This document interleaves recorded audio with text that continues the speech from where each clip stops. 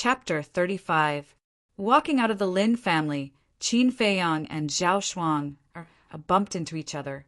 "What are you doing at the Lin family?" The Zhao family's family head was surprised. "Does it have anything to do with you?" Qin Feiyang glanced at the two faintly and walked out of the town. "Qin Feiyang, wait." Zhao Shuang hurriedly said. "Just say it."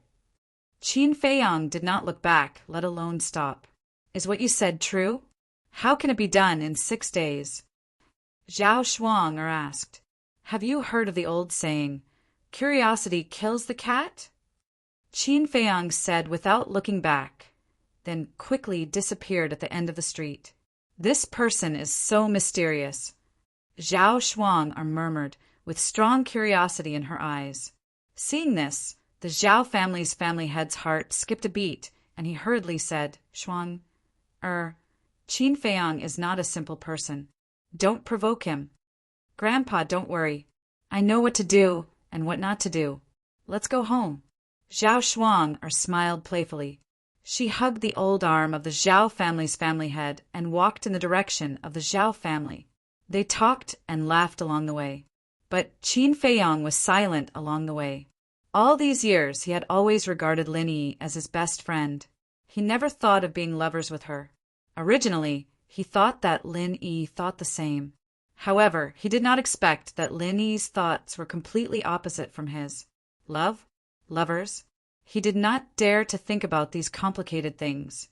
Nor did he want to think about them. The only thing he wanted to do now was to make himself stronger as soon as possible, return to the capital, and take back everything that belonged to him. As for Lin Yi's feelings for him, he could only silently apologize, but he would not sit idly by. He had lived in the imperial palace since he was a child. He knew the life of the royal family too well. Every day he would face intrigue. Even if he did not provoke others, others would not let him go. It could be said that living in the royal family was equivalent to living on the edge of a knife. He could be plotted against by others at any time. Lin Yi was too simple and kind. It was impossible for her to survive in that cruel environment. The most important thing was that Lin Yi herself did not want to marry into the royal family.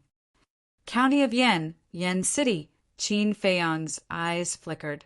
The great Qin Empire ruled over 9 prefectures and 18 counties. The county of Yen was one of them. In fact, the predecessors of the 18 counties were 18 huge kingdoms. Later on, it was unified by the ancestors of the Qin clan and incorporated into the territory of the great Emperor Empire. After that, it was changed to a prefecture, and the rulers of the 18 countries were conferred the title of Prefecture King. As a result, there were now 18 commandery princes in charge of 18 counties. Qin Feiyang was in Iron Ox Town, which belonged to the county of Yen. The lord of the county of Yen was known as the King of Yen, who ruled over his people. Yen City was the capital of the county of Yen. As for the Dan Hall, Martial Arts Hall, and Precious Treasure Pavilion, Qin Feiyang was also very clear about them. The 3 major forces were spread throughout every city in the Grand Qin Empire, and their foundations were extremely solid. However, it was also controlled by the imperial power. To put it bluntly, the person behind the 3 major forces was actually the emperor of the Grand Qin Empire. In other words, he was Qin Feiyang's father. All in all, in the territory of the Grand Qin Empire, the imperial power represented supremacy, and no matter who it was, they had to obey. Since the beginning of time, no one dared to challenge the imperial power. No matter how big the world was, it was the land of the emperor. All the people on the shore of the land were the subjects of the emperor. Logically speaking, with such a terrifying background, even if Qin Feiyang was expelled from the imperial capital, he wouldn't have fallen to such a state today. However, what threatened Qin Feiyang was the imperial power. In other words, he wanted to return to the imperial capital and take back everything. He had to compete with the imperial power. This road was destined to be difficult. He might even lose his life. Therefore, emotions were a burden to him. And to return to the imperial capital, Yen City was the only way. Sooner or later, He would have to face the Lin family of Yen City and the royal family of the county of Yen. He pondered along the way. Unknowingly, Qin Feiyong arrived in front of the cave. Dozens of white wolves were hiding nearby. Their fangs were dense, and their eyes emitted a dark green light, which looked extremely terrifying in the dark night. Walking into the cave, the girl was lying quietly on the ground, as if she was in a deep sleep. Wolf King was lying on the side, eyeing covetously. Awoo! Seeing Qin Feiyong coming in, Wolf King got up and growled at him with a questioning look in his eyes. It's settled. Qin Feiyong laughed. Awoo! Wolf King growled again. After a long time, Qin Feiyong finally guessed what Wolf King wanted to express. Wolf King was asking him what his plan was next. Let's find Uncle Yuan first. I wonder where he is now. It's really worrying. Qin Feiyong was worried. Wolf King ran out of the cave and held at the night sky. The wolf pack hiding nearby immediately dispersed and disappeared in all directions. Qin Feiyong came behind Wolf King and asked, Are you asking them to find Uncle Yuan? Wolf King nodded. Thank you. Qin Feiyong was grateful. Wolf King cracked a smile, as if saying, Why are you being so polite with me? Qin Feiyong couldn't help but laugh. Without any fear, he stretched out his hand and stroked the Wolf King's head, saying, After we find Uncle Yuan, I'll think of a way to find a beast spirit pill. At that time, we'll be able to communicate telepathically and won't have to guess like now. Wolf King's eyes lit up, and he nodded repeatedly. Beast Spirit Pill is extremely precious. You can't find it in Iron Ox Town. At this moment, a very pleasant voice came from behind, like the sound of nature. Wolf King immediately turned his head, bared his teeth, and revealed a fierce light in his eyes. Qin Feiyong also turned around and saw that the girl had woken up and was walking out of the cave. The girl was about 7 meters tall, slim, and waterfall-like long hair, a little messy, but there were still bloodstains on her face and clothes, so that people couldn't distinguish her appearance. However, when he was at the Lin family and the lake, he noticed this girl. Whether it was her appearance or temperament, she was not inferior to Zhao, Shuanger, and Lin Yi. But there was one thing he was very confused about. In the 5 years in Iron Ox Town, he had never heard that Luo Qianxue had a daughter who suddenly appeared at night. Are you really Luo Qianxue's daughter? Qin Feiyong asked. Yes, it's just that I have been in Star Moon City since I was young. I just came here yesterday, so it's normal that you don't know. The girl's tone was very calm. If she wiped off the bloodstains on her body, it was not difficult to imagine that she was definitely a well-educated, gentle, and polite woman. Star Moon City. Qin Feiyong was surprised. Star Moon City was famous in the county of Yen, and its scale was second only to Yen City. It seemed that this girl's origin was not simple. You can go. Qin Feiyong stepped aside and also let Wolf King step back. You let me go just like that? The girl looked surprised and asked, Aren't you afraid that I will reveal your hiding place? You can try. A faint smile crept onto Qin Feiyong's face. The girl looked at him deeply and said, Do you know Lin Bailey's identity? Is it important? Qin Feiyong asked. Of course it is important. He is the youngest son of the Lin family in Yen City. You broke his arm, so I'm afraid that his future will not be easy. The girl smiled meaningfully. Really? Qin Feiyong frowned. The girl nodded. Then this is not good, because I killed him before coming here. What should I do? The Lin family in Yen City is so powerful. How can I live? How about I go and apologize? Qin Feiyong was very anxious, but there was a trace of sarcasm in his eyes. You killed him? The girl was shocked. This guy was too bold, wasn't he? Was this something that could be solved by an apology? She was about to say something, but suddenly she noticed the sarcasm in Qin Feiyong's eyes. Then she understood. This guy didn't care at all. He was just teasing her.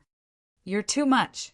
The young girl glared fiercely at Qin Feiyang, then directly walked past the man and the wolf. Qin Feiyang said, "By the way, what's your name?" "Luo Qingzhu." The young girl responded without turning her head. She then quickly entered the forest and disappeared without a trace. Luo Qingzhu? Why does she have the same surname as Luo Qianxue? Qin Feiyang was a little stunned. Then, he took out the castle from his Qingkuan bag, and his eyes were shining. "White-eyed wolf, I'll take you to a magical place. Come in." Qin Feiyang greeted and turned to walk into the cave. Wolf King strode in and looked at Qin Feiyang and the castle with suspicion. "You'll know later." Qin Feiyang smiled mysteriously and bit his finger. A drop of blood fell on the castle. In the blink of an eye, the blood merged with the castle. The castle also bloomed with strands of black divine light. It looked particularly mysterious. At the same time, Qin Feiyang had a wonderful feeling in his heart. He felt that the castle seemed to have merged with him, as if it was a part of his body. He tried to move his mind. Swish! The ancient castle immediately turned into a stream of light and entered the space between his eyebrows. It did not leave any trace and disappeared without a trace. The alpha wolf's pupils constricted, and its massive pupils were filled with shock. Qin Feiyang moved his mind again. The castle came out of his glabella again and floated in front of him. He touched his glabella, and his eyes shone with a strange light. His glabella was intact, without the slightest scar. And when the castle entered his glabella, he didn't feel any pain. "Is it really a part of my body now?" Qin Feiyang murmured. Since he couldn't figure it out, he stopped thinking about it and put the castle into his glabella again. "Don't be nervous." Then he bent down and patted Wolf King's head. He grabbed the fur on Wolf King's back and moved his mind. At that moment, a man and a wolf disappeared without a trace, and even the castle disappeared. In fact, the castle didn't disappear.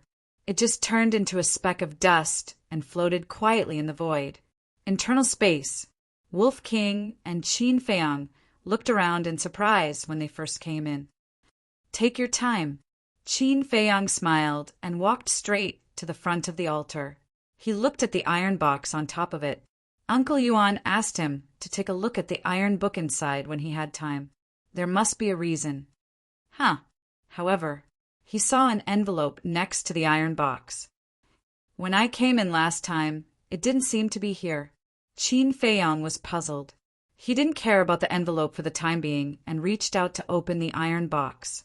But no matter how hard he tried, he couldn't open the iron box. "By the way, Uncle Yuan seemed to say that it can only be opened with my blood." He bit his finger again and dripped a drop of blood on the iron box. Click! The iron box opened quickly. The iron book once again appeared in his line of sight. And this time, there was no elixir to distract his attention. He clearly saw 4 bold words on the cover of the iron book. Chapter 36.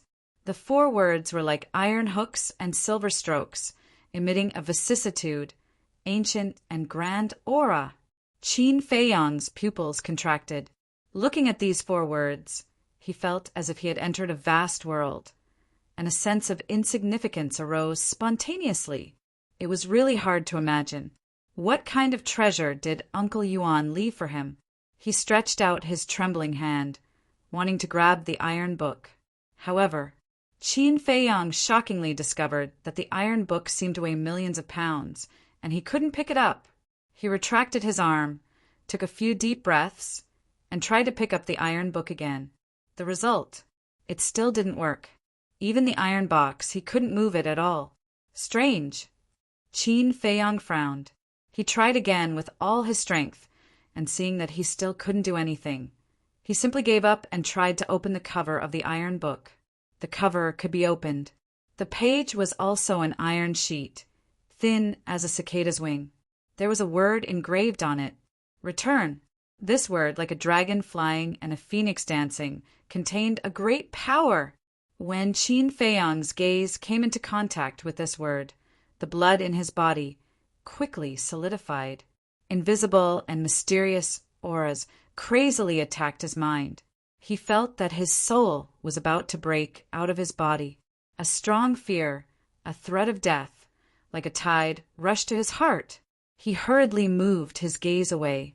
His whole body was already drenched in sweat. Qin Feiyang was shocked. How powerful was the person who engraved this word? Every stroke was filled with an incomparable sharpness. He had never seen such terrifying power before. Phew! 10 breaths later, Qin Feiyang finally calmed down the fear in his heart, let out a long breath, and looked at the page again. But this time, he didn't look at the word return. Under the word return, there were a few lines of small words. Qin Feiyang continued to read, and a trace of surprise gradually climbed up on his face. Until the end, the surprise turned into ecstasy. It turned out that the first word of the 6-word divine formula was return. It was called the Huan formula. According to what was recorded on the iron sheet, the return formula possessed a terrifying divine power. It was able to give one a taste of their own medicine. In other words, as long as he mastered the return formula, he would be able to reflect all of his opponent's strength and counterattack. Qin Feiyang's body trembled as if he had found a precious treasure. Who would have thought that this 6-word divine formula was actually so terrifying? He eagerly turned to the second page, but in the end, he found that he couldn't flip to the second page. What happened? Qin Feiyang was bewildered. Suddenly, he noticed that there was a small line of words at the bottom of the first page. Only after breaking through to the Battle King realm can you open the second page. He took a closer look. Qin Feiyang suddenly understood. It turned out that he had to break through to the Battle King realm in order to open the second page. War King realm. It won't take long. Qin Feiyang looked expectant. If the first word was already so powerful, the second word would definitely be even more powerful. He calmed himself down. He began to read the cultivation method of the Huan character formula seriously. Meanwhile, Luo Qinxue and the other 3 appeared at the entrance of the Wolf Valley. After a careful search, not to mention Qin Feiyang, they didn't even find a wolf. Filled with anger, the 4 of them rushed back to the Iron Ox town without stopping. When she saw Luo Qingzhu standing at the entrance of the town, Luo Qinxue was extremely surprised. However, when the Lin family patriarch heard the news of Lin Baili's death, he was both shocked and furious. He didn't expect that Qin Feiyang would actually come back. Moreover, when Qin Feiyang killed Lin Baili, Lu Yun heard everything that Lin Baili said. When he told the truth, the Lin family patriarch immediately became the target of public criticism. The 3 magnates even turned hostile on the spot. Luo Qinxue threatened to cut off all transactions with the Lin family. The 3rd Hall Master and the Martial Arts Hall Master also said that the people of the Iron Ox town's Lin family could forget about entering the Pill Hall and the Martial Arts Hall in the future. In other words, they had been banned by the 3 magnates. Obviously, the despicable actions of the Lin family patriarch made the 3 magnates completely furious. Good and evil will eventually be repaid. This sentence was indeed reasonable. The Lin family patriarch returned to the Lin family with his tail between his legs. However, not only did he not repent, but his resentment towards Qin Feiyang became even stronger. No matter how Lin Yi persuaded him, he didn't listen. He even slapped Lin Yi in public. Lin Yi returned to the backyard in a fit of anger and closed the door. The Lin family patriarch racked his brains to think about how to kill Qin Feiyang. In addition, Lin Baili died in the Iron Ox town. He needed to give an explanation to the main family. But how should he explain? There was a secret room under the Lin family. Only the Lin family patriarch knew about this secret room. At this moment, he came to this secret room. Inside the secret room, it was very simple. There was only one altar with a transparent crystal placed on it. It was as big as an egg. It was simple and unadorned. The Lin family patriarch stood in front of the altar and looked at the transparent crystal. There was a look of struggle in his eyes. In the end, he gritted his teeth and reached out to press on the crystal. True energy gushed out and poured into the crystal. Buzz! After 3 breaths, the crystal suddenly shone brightly. Immediately after, a figure appeared above the crystal. It was a middle-aged man wearing a purple gold robe with a square face. He was majestic without being angry.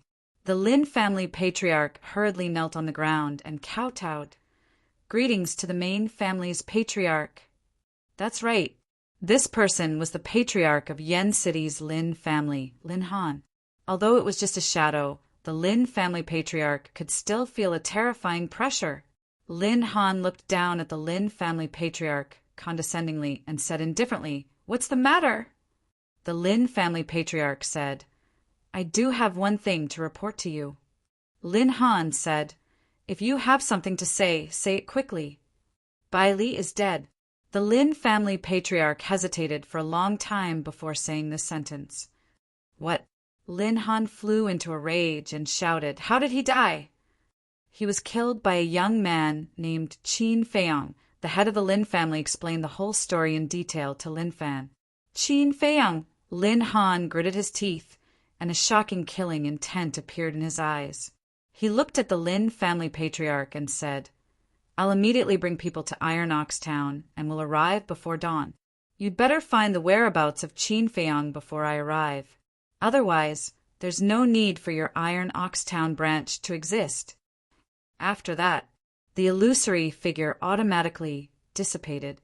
Where can I find Qin Feiyang? The Lin family patriarch clenched his fists, and his heart was furious to the extreme. But he still had to find him. After leaving the secret room, he ordered all the disciples and servants of the Lin family to move out, each holding a torch and searching the mountains and plains. At the same time, Treasure Pavilion. Luo Qingzhu carried a bowl of hot porridge and walked into a room. In the room, Luo Qianxue sat at the table, seemingly thinking about something. Luo Qingzhu put the hot porridge on the table, walked behind Luo Qianxue, gently rubbed Luo Qianxue's shoulder, and asked, "Mother, since you came back, you've been worried. What are you thinking about?" Sigh. Luo Qianxue sighed and said, "I can't figure out why the Lin family patriarch did this. Is it really so important to let Lin Yi join the royal family?" Luo Qingzhu smiled and said, "Everyone has their own ideas and pursuits. Why should Mother worry about this matter?" Luo Qianxue said, "Although it's true, I just don't like his style. Qin Feiyang is also quite good. He's more than enough to match Lin Yi. What else is he not satisfied with? If it were me, as long as my children are happy, it doesn't matter what his background is." Yes. You are the best mother in the world. It's almost dawn. Have some hot porridge and have a good rest. Luo Qingzhu said. Qingzhu, do you know where Qin Feiyang is? Luo Qianxue asked. Luo Qingzhu nodded, but then reacted and asked, "Mother, what do you want to do?" Luo Qianxue said, "Since we wronged Qin Feiyang, we should apologize to him and give him some compensation." Him? What an arrogant guy. I think it's better to forget it. Luo Qingzhu pouted. You can't do that. The first rule of the people of Zhanbao Pavilion is to have a clear conscience. Besides, he kidnapped you and didn't hurt you at all. When the sun rises, take 500 qi gathering pills and go find him. Say sorry to him on my behalf. Luo Qianxue smiled. Okay. Luo Qingzhu nodded. Castle.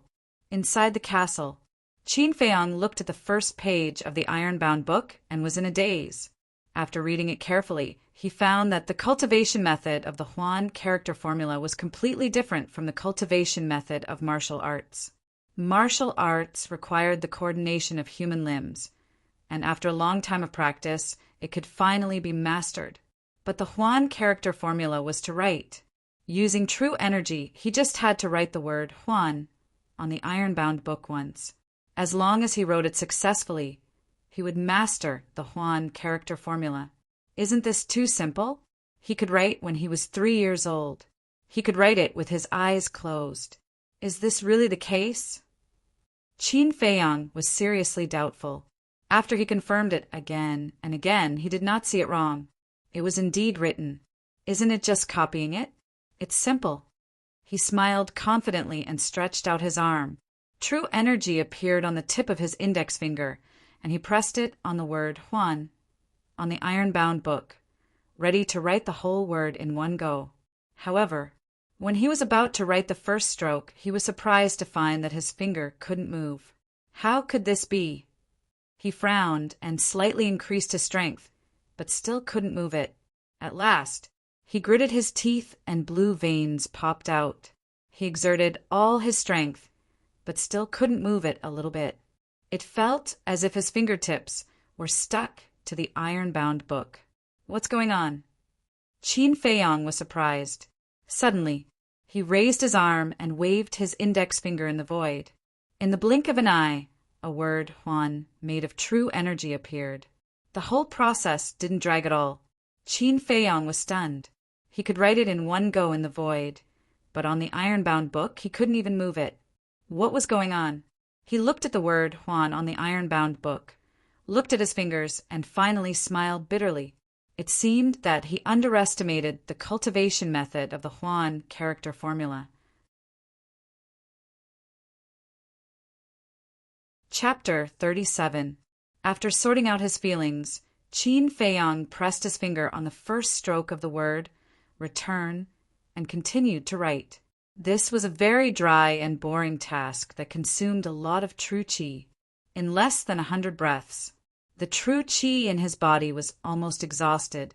After taking all the remaining 10 qi-gathering pills and replenishing his true qi, he continued to write. However, these qi-gathering pills were simply a drop in the bucket. When his true qi was exhausted again, he could only leave the castle and absorb the essence of heaven and earth to replenish his true qi.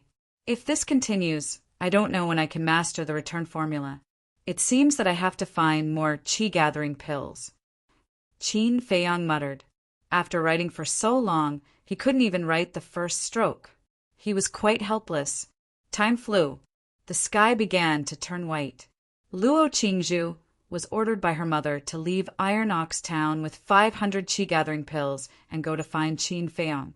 But about an hour after she left, a voice suddenly rang out. A black shadow surged from the distant sky. It was as fast as lightning. In almost 10 breaths, it arrived above the Lin family. There were 15 black eagles. When they spread their wings, they were 5 or 6 meters long. Their ferocious aura spread in all directions. The leading eagle was even larger. It was more than 10 meters long. Its black eyes were like 2 sharp blades, emitting a shocking light. Just a glance was enough to make people panic. These eagles were called iron eagles. They were ferocious birds. Not only were they extremely fast, but their feathers were as hard as steel. They were also extremely ferocious. On the back of each iron eagle, there was a figure standing proudly. They were expressionless, like gods of death descending. Their bodies were murderous, and the aura they exuded was unfathomable. The leader was the head of the Lin family in Yen City, Lin Han. He was like a king looking down at Iron Ox Town below. His eyes were extremely sharp. The appearance of these people alarmed everyone in Iron Ox Town. Greetings to the head of the main family. The head of the Lin family ran out immediately and knelt on the ground with incomparable respect. Lin Han said, "Have you found Qin Feiyang?" The head of the Lin family trembled and hurriedly said, "I am incompetent. Please punish me." After saying this, a bone-piercing chill came from all directions. The head of the Lin family felt as if he had fallen into an ice cellar. His face instantly turned pale. Yi greets the head of the main family. "I beg the head of the family to spare my father." At this moment, Lin Yi came to her father, bowed and said, "Are you Lin Yi?" Lin Han looked her up and down. Patriarch, she is indeed my daughter. The head of the Lin family hurriedly said. Lin Han nodded. You do have some beauty. Now answer me honestly. Do you know where Qin Feiyang is? My lord, Yi doesn't know. Lin Yi said respectfully. Do you really not know, or are you pretending not to know? Lin Han's eyes flashed with a cold light. Yi can swear that she really doesn't know. Lin Yi said. I don't think you would dare to lie to me. Lin Han was incomparably cold and arrogant. His gaze turned and landed on the Lin family's patriarch. He asked, where could Qin Feiyang possibly be? He's definitely hiding in the nearby mountains. The head of the Lin family said. What does he look like? Lin Han asked again. The head of the Lin family stretched out his hand, and true energy gushed out of his index finger. With a wave, a figure of Qin Feiyang condensed from true energy quickly appeared in everyone's sight. Lin Han looked at the portrait of Qin Feiyang, and a terrifying cold light flashed in his eyes. He shouted to the 14 people behind him, Go and find him immediately, even if you have to dig 3 feet into the ground. You must find him for me. Yes, the 14 people responded respectfully, then rode the iron eagles under their feet and spread out with Iron Ox Town as the center. Boom! Crack! They were tyrannical and overbearing. Wherever they passed, countless beasts and ferocious beasts were annihilated. Mountains and jungles were wantonly destroyed, leaving behind a mess. The air was filled with a strong smell of blood. Little beast, you dare to kill my son. You must have eaten a leopard's guts. Today, I will let you have no way out. Lin Han smiled coldly. He jumped down from the back of the black eagle and landed steadily in front of the father and daughter of the Lin family. Lin Yi and her father were dumbfounded. One must know that it was a height of 100 meters. He jumped down from such a high place, but he was unscathed and calm. It was unbelievable. Lin Han looked up at the Iron Eagle and ordered, Old Black, you go and help to find him. Chirp! The Iron Eagle made a sharp chirp, flapped its wings, and quickly disappeared into the mountains with a gust of wind. Head of the main family, please rest in the hall. Lin Yi and her father looked at each other and carefully entertained Lin Han. I didn't expect Lin Han to come so soon. Treasure Pavilion. Luo Qianxue stood in front of the window, looking in the direction of the Lin family. Her eyes were full of worry. Qingzhu, you must be careful.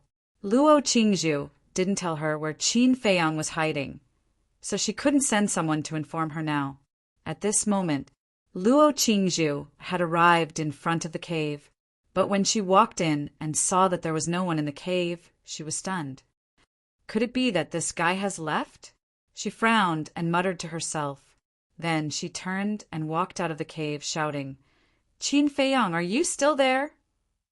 At the same time, in the inner space of the ancient castle, why did I hear Luo Qingzhu's voice? Qin Feiyang was slightly taken aback. He turned to look at Wolf King and asked, Did you hear Luo Qingzhu's voice? Wolf King nodded. Ah, Qin Feiyang was surprised. The sound outside can actually be transmitted in here? But what is this Luo Qingzhu doing here? He closed the iron book and closed the iron box. With a thought, he appeared in the cave with Wolf King, then strode out of the cave. Sure enough, it's Luo Qingzhu. She stood outside the cave and looked around. Her charming eyes were full of suspicion. Are you looking for me? Qin Feiyang stopped at the entrance of the cave and asked. At the same time, he looked around vigilantly. Luo Qingzhu was startled. She turned to look at Qin Feiyang and Wolf King and asked in surprise, Why did you come out from inside? I didn't see you just now. Qin Feiyang didn't find any traces of other people in the surroundings. He secretly heaved a sigh of relief and said with a smile, The white-eyed wolf and I have always been inside and have never left. If you didn't see us, then you must be seeing things. Seeing things? Luo Qingzhu was stunned. Was she really seeing things? What's the matter? Qin Feiyong was puzzled. He didn't want to be entangled in this issue. Lu Yun and Yin Chuan have already told us everything. Now, everyone knows that you were framed by Lin Bailey and Yin Chuan. I came here this time under my mother's orders. She asked me to apologize to you and give you some compensation while I'm at it. Luo Qingzhu took out a Qinkuan bag and threw it to Qin Feiyong. Qin Feiyong took it in his hand and was shocked when he saw it. There were so many qi-gathering pills. Lu Yun, Yin Chuan, it seems that I have to thank these two fellows. Qin Feiyong smiled. He didn't have a good impression of Lu Yun and Yin Chuan. The two of them didn't like him either. However, he didn't expect that the two of them would help him clear his name. I'll accept these qi-gathering pills. However, I don't like to reap without sowing. I'll give you the gold coins according to the market price. Qin Feiyong counted carefully. Luo Qingzhu said, there's no need to count. There are 500 of them. But my mother said, okay, thank your mother for me. But I really don't like to owe others. Qin Feiyong quickly counted 1,000 gold coins and emptied a Qinkuan bag. After putting it in, he stuffed it into Luo Qingzhu's hands. You're not only arrogant, but also stubborn. Luo Qingzhu was a little helpless. It's good to be stubborn. Qin Feiyong laughed. What are your plans now? Luo Qingzhu rolled her eyes at him, put away the Qinkuan bag, and asked. Qin Feiyong thought for a while and said, since the misunderstanding has been resolved, there's no need to continue hiding. After a while, I'll go to the nearby cities for a stroll. That's right. With your talent, Iron Ox Town won't be able to trap you forever. You'll get out sooner or later. Luo Qingzhu nodded. I'm not from Iron Ox Town. I'm just a passerby here. Qin Feiyong smiled faintly. Then I wish you good luck. I'll go back first. Luo Qingzhu finished and was about to turn and leave. Boom! Crack!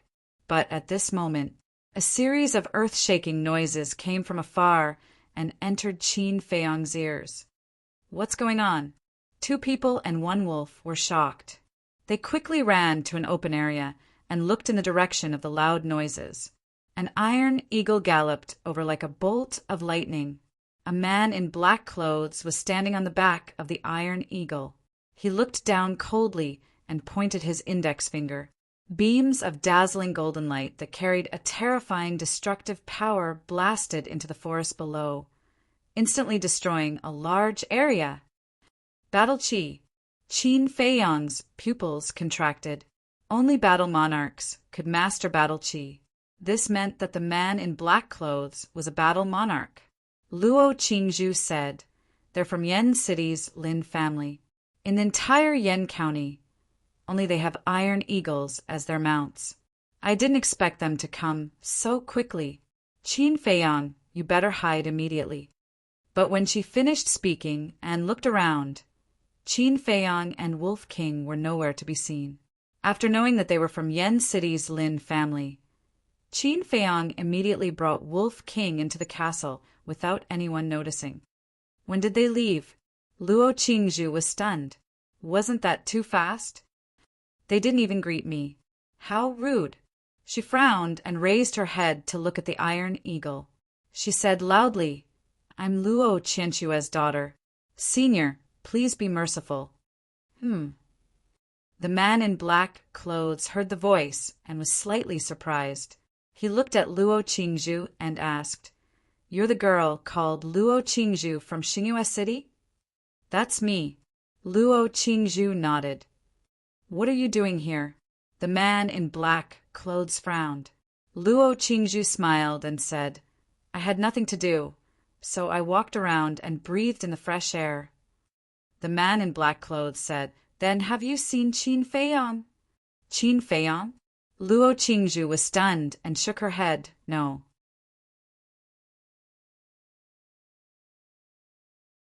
Chapter 38. Roar. Inside the ancient castle, Wolf King growled at Qin Feiyong. as if asking him if he wanted to save Luo Qingzhu. "Don't worry," Qin Feiyang whispered. Luo Qingzhu's background was not simple. The Lin clan was probably just scaring her. If he ran out now, he would drag Luo Qingzhu into this. Outside, hearing the black-clothed man's threatening words, Luo Qingzhu was not nervous in the slightest. She said with a graceful smile, "Senior, I indeed don't know where Qin Feiyang is. At that time, Qin Feiyang knocked me unconscious. When I woke up, he was already gone. If you don't believe me, you can ask the Lin clan's clan head and the third hallmaster. Besides, I still want to settle the score with him. How can I cover for him?" She added another sentence. The black-clothed man looked at her for a moment. Seeing that she was not lying, he did not make things difficult for her and said, "If you find Qin Feiyang, you must inform us immediately." "Okay."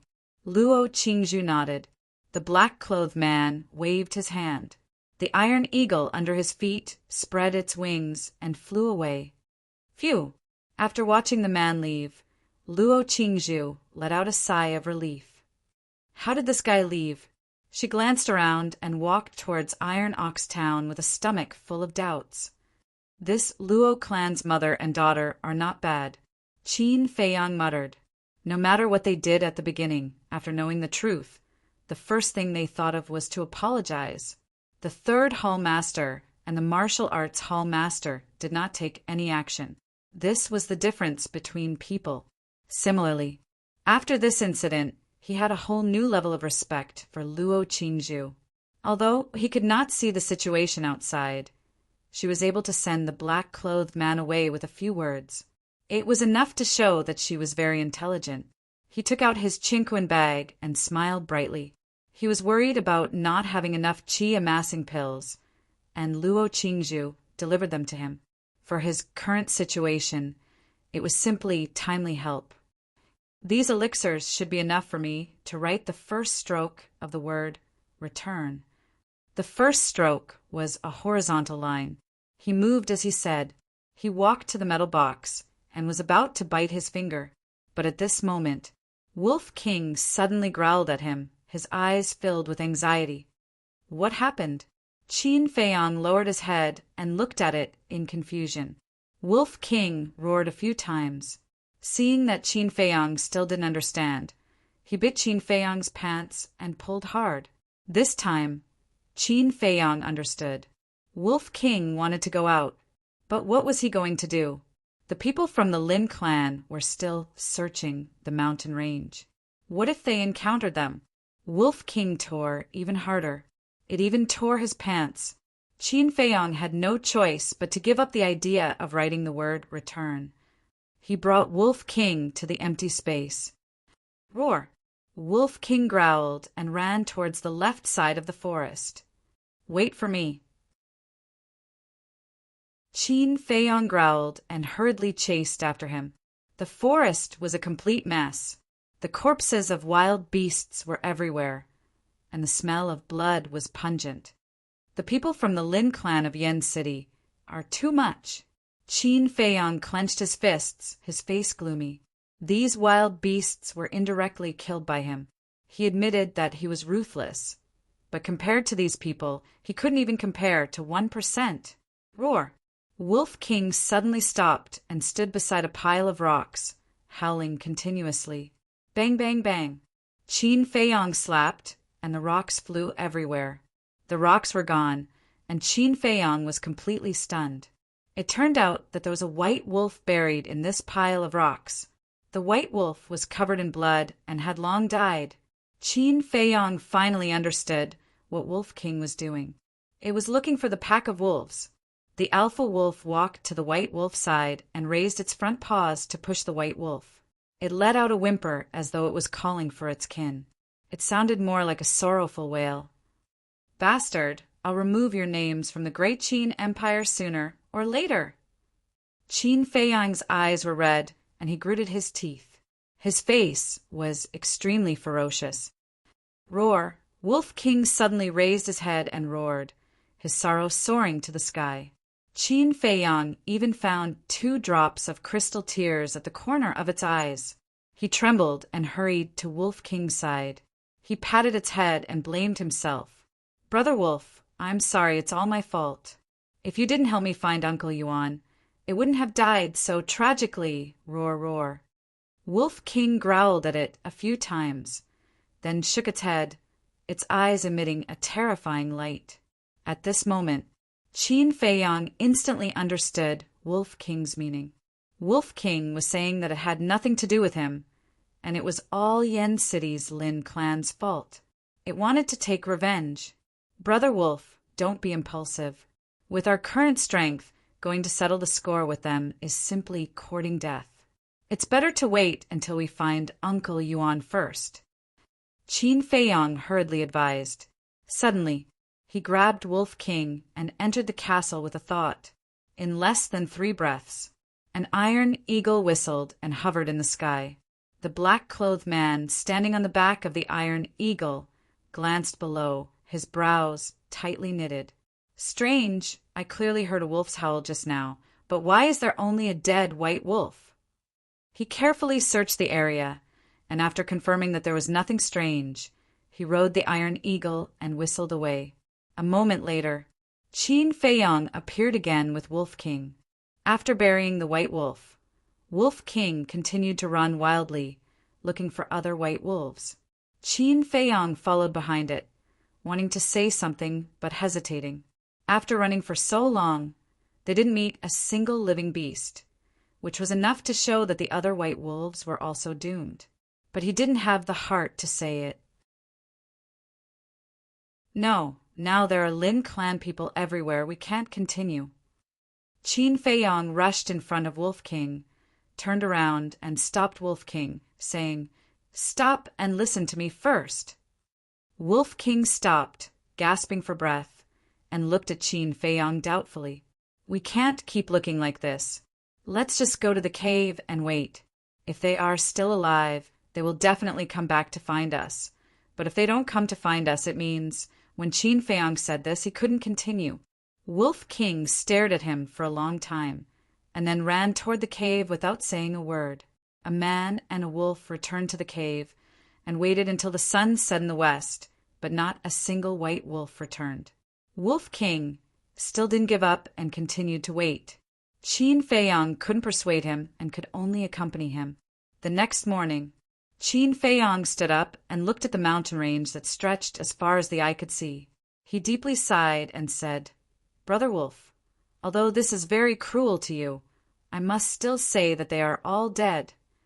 Wolf King's huge body trembled violently. "Awoo!" All of a sudden, it got up, looked at the sky, and howled crazily. A monstrous evil aura rushed to the sky. "Brother Wolf, I promise you, in less than 2 years, we will directly kill our way into Yen City and flatten the Lin clan." Qin Feiyang also looked at the sun on the horizon and said word by word. At this moment, he was like a sharp sword unsheathed, emitting a shocking sharpness. Wolf King looked at him with tears in his eyes. "Let's go to the castle. Last time I killed Chao Lang and got 300 body-tempering pills. I will give them all to you to refine." After bringing Wolf King into the castle, Qin Feiyang directly took out all the body-tempering pills. Wolf King's eyes lit up. "Brother Wolf, we are now friends in adversity, life and death brothers. You must not be polite with me, otherwise I will become hostile," Qin Feiyang said. Wolf King grinned and began to refine the body-tempering pills. Qin Feiyang also took a qi gathering pill and continued to copy the word "return" on the iron book. Perhaps it was because the death of the wolf pack stimulated them, but now the man and the wolf were especially motivated. The people of the Lin clan searched the mountain range for 3 days and 3 nights before leaving. The land within a radius of hundreds of miles was completely razed to the ground. Not a single living thing could be found. It was a land of death, filled with a tragic aura. Iron Ox Town. Lin clan, you are all battle kings, but you can't even find a small martial master. What are you all doing? Why did I raise trash like you? Lin Han pointed at the noses of the 14 people and scolded without caring about his image. The 14 people lowered their heads, not daring to breathe loudly. The head of the Lin clan and a group of servants were scared out of their wits. One of them mustered up the courage and said respectfully, "Head, I think that Qin Feiyong might have absconded." Absconded? Lin Han frowned and took a deep breath. He returned to his seat and pondered for a moment before looking up at the head of the Lin clan. "I will return to the imperial city immediately. Get someone to call Yi here." The head of the Lin clan looked at a servant and shouted, "What are you waiting for? Go." The servant trembled and ran out of the hall as if he was running for his life. Lin Han said, "Lin Wei, Linda, you two stay in Iron Ox Town. If Qin Feiyong comes back, kill him without mercy." "Yes." 2 men in black walked out and bowed. Lin Han said, "The rest of you will follow me back to the imperial city." "Yes." Everyone replied respectfully. "Lin Chong." Lin Han suddenly called out a name. The head of the Lin clan trembled and knelt in front of Lin Han, cold sweat pouring down his body. His name was Lin Chong. "Lin Chong, this time you can only atone for your sins by dying. But for Yi's sake, I can spare your life. But from now on, Lin Yi will be my adopted daughter. She will have nothing to do with you anymore." Lin Han said. "What?" Lin Chong looked at Lin Han in disbelief. "Why, do you have a problem with that?" Lin Han looked down at him with disdain, as if he was looking at an ant. Lin Chong hurriedly said, "Head of the family, I have worked hard to raise Yi. You can't deprive me of my right to be a father." "Humph." Lin Han snorted coldly and said disdainfully, "Do you think I don't know what you are thinking?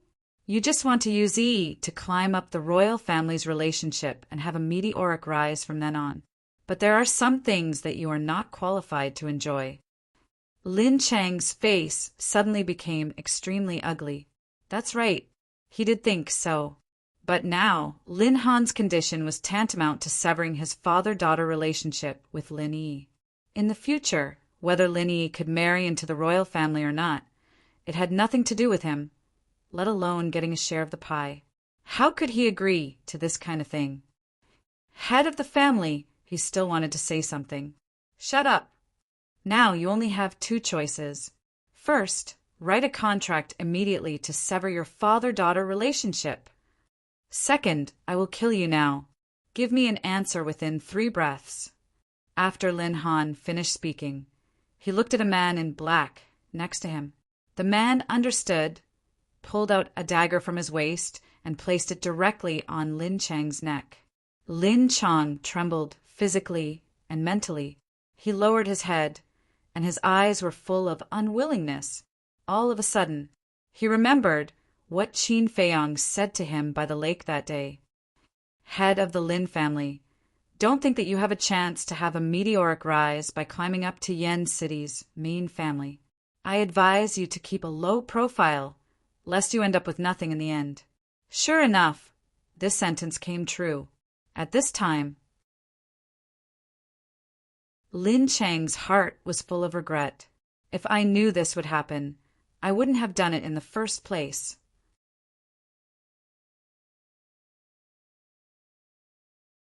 Chapter 39. 3 breaths passed quickly. Lin Chang asked someone to bring a pen and ink and wrote the contract to sever the father-daughter relationship. The knife was on his neck. Did he dare not to write? Although he was very aggrieved, angry and unwilling, he could only endure it. As for Lin Yi, she had no right to speak. If she didn't want her father to die, she had to sign the contract obediently. Facing the powerful and overbearing Yen City's main family, the father and daughter had no other choice. After Lin Han put away the contract, he took Lin Yi and his subordinates, as well as Lin Bailey's corpse, stepped on the Iron Eagle and left. Lin Wei and Lin Da were ordered to guard the Lin family in Iron Ox Town. After this incident, Lin Chang no longer respected Yen City's Lin family in his heart, only resentment. He wanted revenge. However, His heart was full of powerlessness. This incident also quickly spread in Iron Ox Town, but no one sympathized with him. They all had a gloating attitude. This was the consequence of his own sins. In the castle, in the past 3 days, Qin Feiyang didn't pay any attention to what was happening outside. He just kept on copying. After breaking through to Martial Master, he used true energy to maintain his vitality. He didn't need to eat every day. 500 qi gathering pills had been consumed. There was not much true energy left in his body. His efforts were not in vain. The first stroke was about to be copied successfully. There is still one last point. I will succeed. He gritted his teeth and exerted all his strength. The small amount of true qi poured out without reservation. Finally, he copied the first stroke of the word return. That horizontal stroke was condensed by true energy, shining with dazzling brilliance. Qin Feiyang was overjoyed. Hard work pays off for those who wait. However, before he could breathe a sigh of relief, all of a sudden, a powerful aura roared out of his body. His strength was also soaring wildly. What's going on? He was shocked and bewildered. 15,000 genes of strength, 18,000 genes of strength, 20,000 genes of strength. This is the strength of 2 brute elephants. Qin Feiyang was stunned. It was unbelievable to the extreme. He actually broke through to 2-star Martial Master. He stared at the book in a daze, feeling as if he was dreaming. These days, although he had consumed a large amount of qi amassing pills, he had not used them on his cultivation. But how did he break through? Furthermore, this speed seemed to be excessively fast. He clearly remembered that it took him 2 months to break through from a 1-star Martial Master to a 2-star Martial Master. But now only a few days had passed. Even if his foundation was still there, it was absolutely impossible for him to be this fast. Gradually, in his mind, a thought that made him excited crawled up. Could it be that imitating a stroke would allow him to break through a small realm? It seemed that this was the only reasonable explanation. I didn't expect that copying this word would bring me such benefits. Qin Feiyang was overjoyed. While practicing the Huan character formula, he could also increase his cultivation. It could be said that he did not delay either of them, saving him a lot of time. Taking a deep breath, he closed the book, turned to look at Wolf King, and said with a smile, "Brother Wolf, have you made any progress in your strength?" Wolf King grinned and suddenly jumped, bumping into Qin Feiyang's chest. Caught off guard, Qin Feiyang was directly knocked back a step. The strength of 9 bears. How can there be such a strong strength? Have you broken through to a high-level beast? Qin Feiyang was surprised. Wolf King nodded. Qin Feiyang was extremely envious. 3 days ago, Wolf King was still a mid-level beast, only having the strength of 6 bears.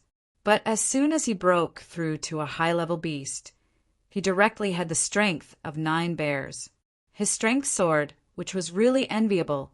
However, this also proved that Wolf King's aptitude was not ordinary. Many beasts, after entering the ranks of high-level beasts, basically only had the strength of 7 or 8 bears. Beasts that directly had the strength of 9 bears were still very rare. And this kind of beast would generally have good achievements in the future. 300 body tempering pills. There were still 200 pills left. Qin Feiyang put them all away and then left the castle with Wolf King, rushing towards Iron Ox Town.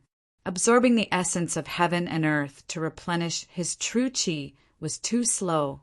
He needed a lot of qi gathering pills. Moreover, Wolf King also needed qi gathering pills now. "Brother Wolf, have you heard of the Gate of Potential?" Qin Feiyang asked. Wolf King was puzzled. On the way, Qin Feiyang told Wolf King the details of the Gate of Potential. After listening, Wolf King was a little tempted, but he was not confident and said that he would talk about it later. Half an hour passed. A man and a wolf walked out of the jungle and stood behind a bush, looking at Iron Ox Town in the distance. I don't know if the Lin family has left, Qin Feiyang murmured. A small town was no different from a dragon's pool or a tiger's den for him. After thinking for a moment, he decided to wait until it was dark to go in.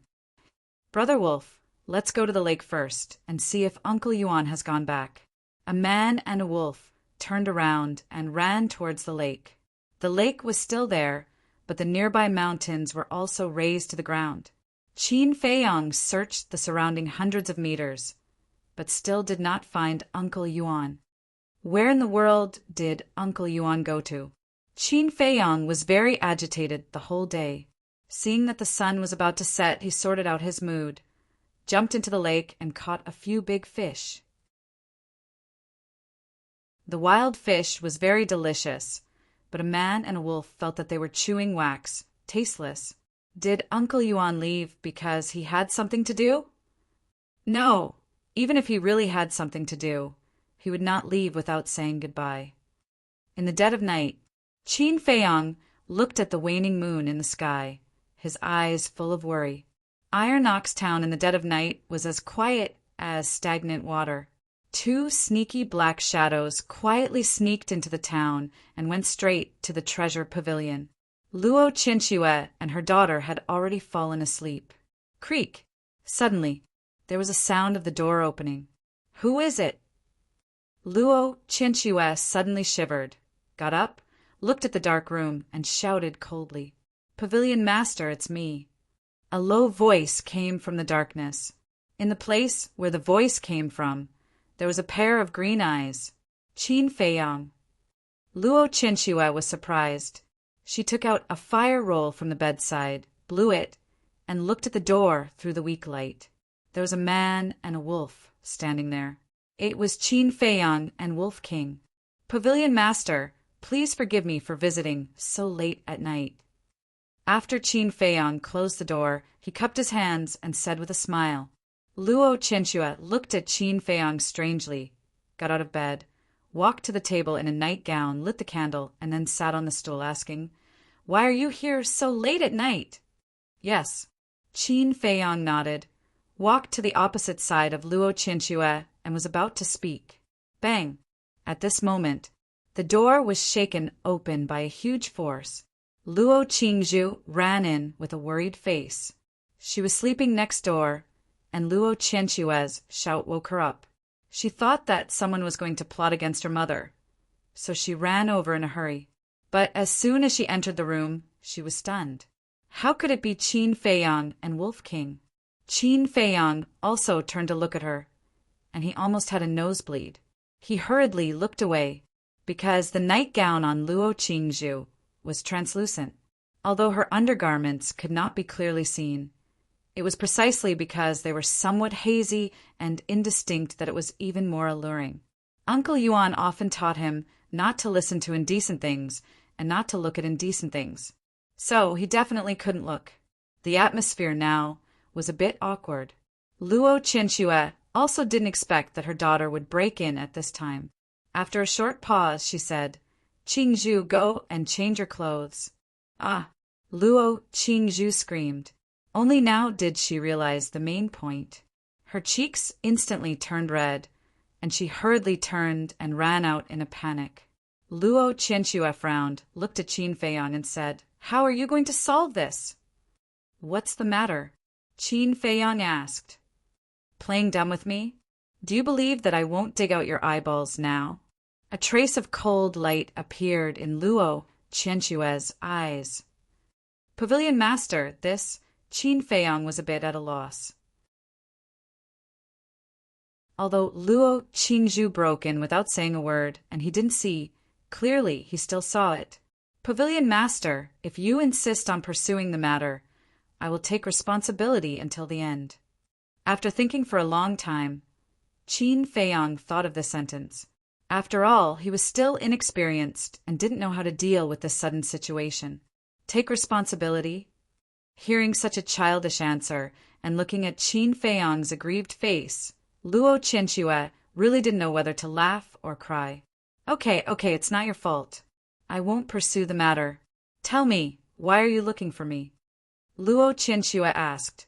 Qin Feiyang breathed a sigh of relief and cupped his hands, saying, I want to buy 1,000 qi gathering pills, but I only have 2,000 gold coins now. Can I use other things to pay? According to the market price, 2,000 gold coins was just right. But the price of Treasure Pavilion was more expensive than the market price, so it was still a little short. Luo Qianxue asked curiously, Tell me, what valuable things do you have? Clang! Qin Feiyang took out a large pile of weapons from his Qingkuan bag.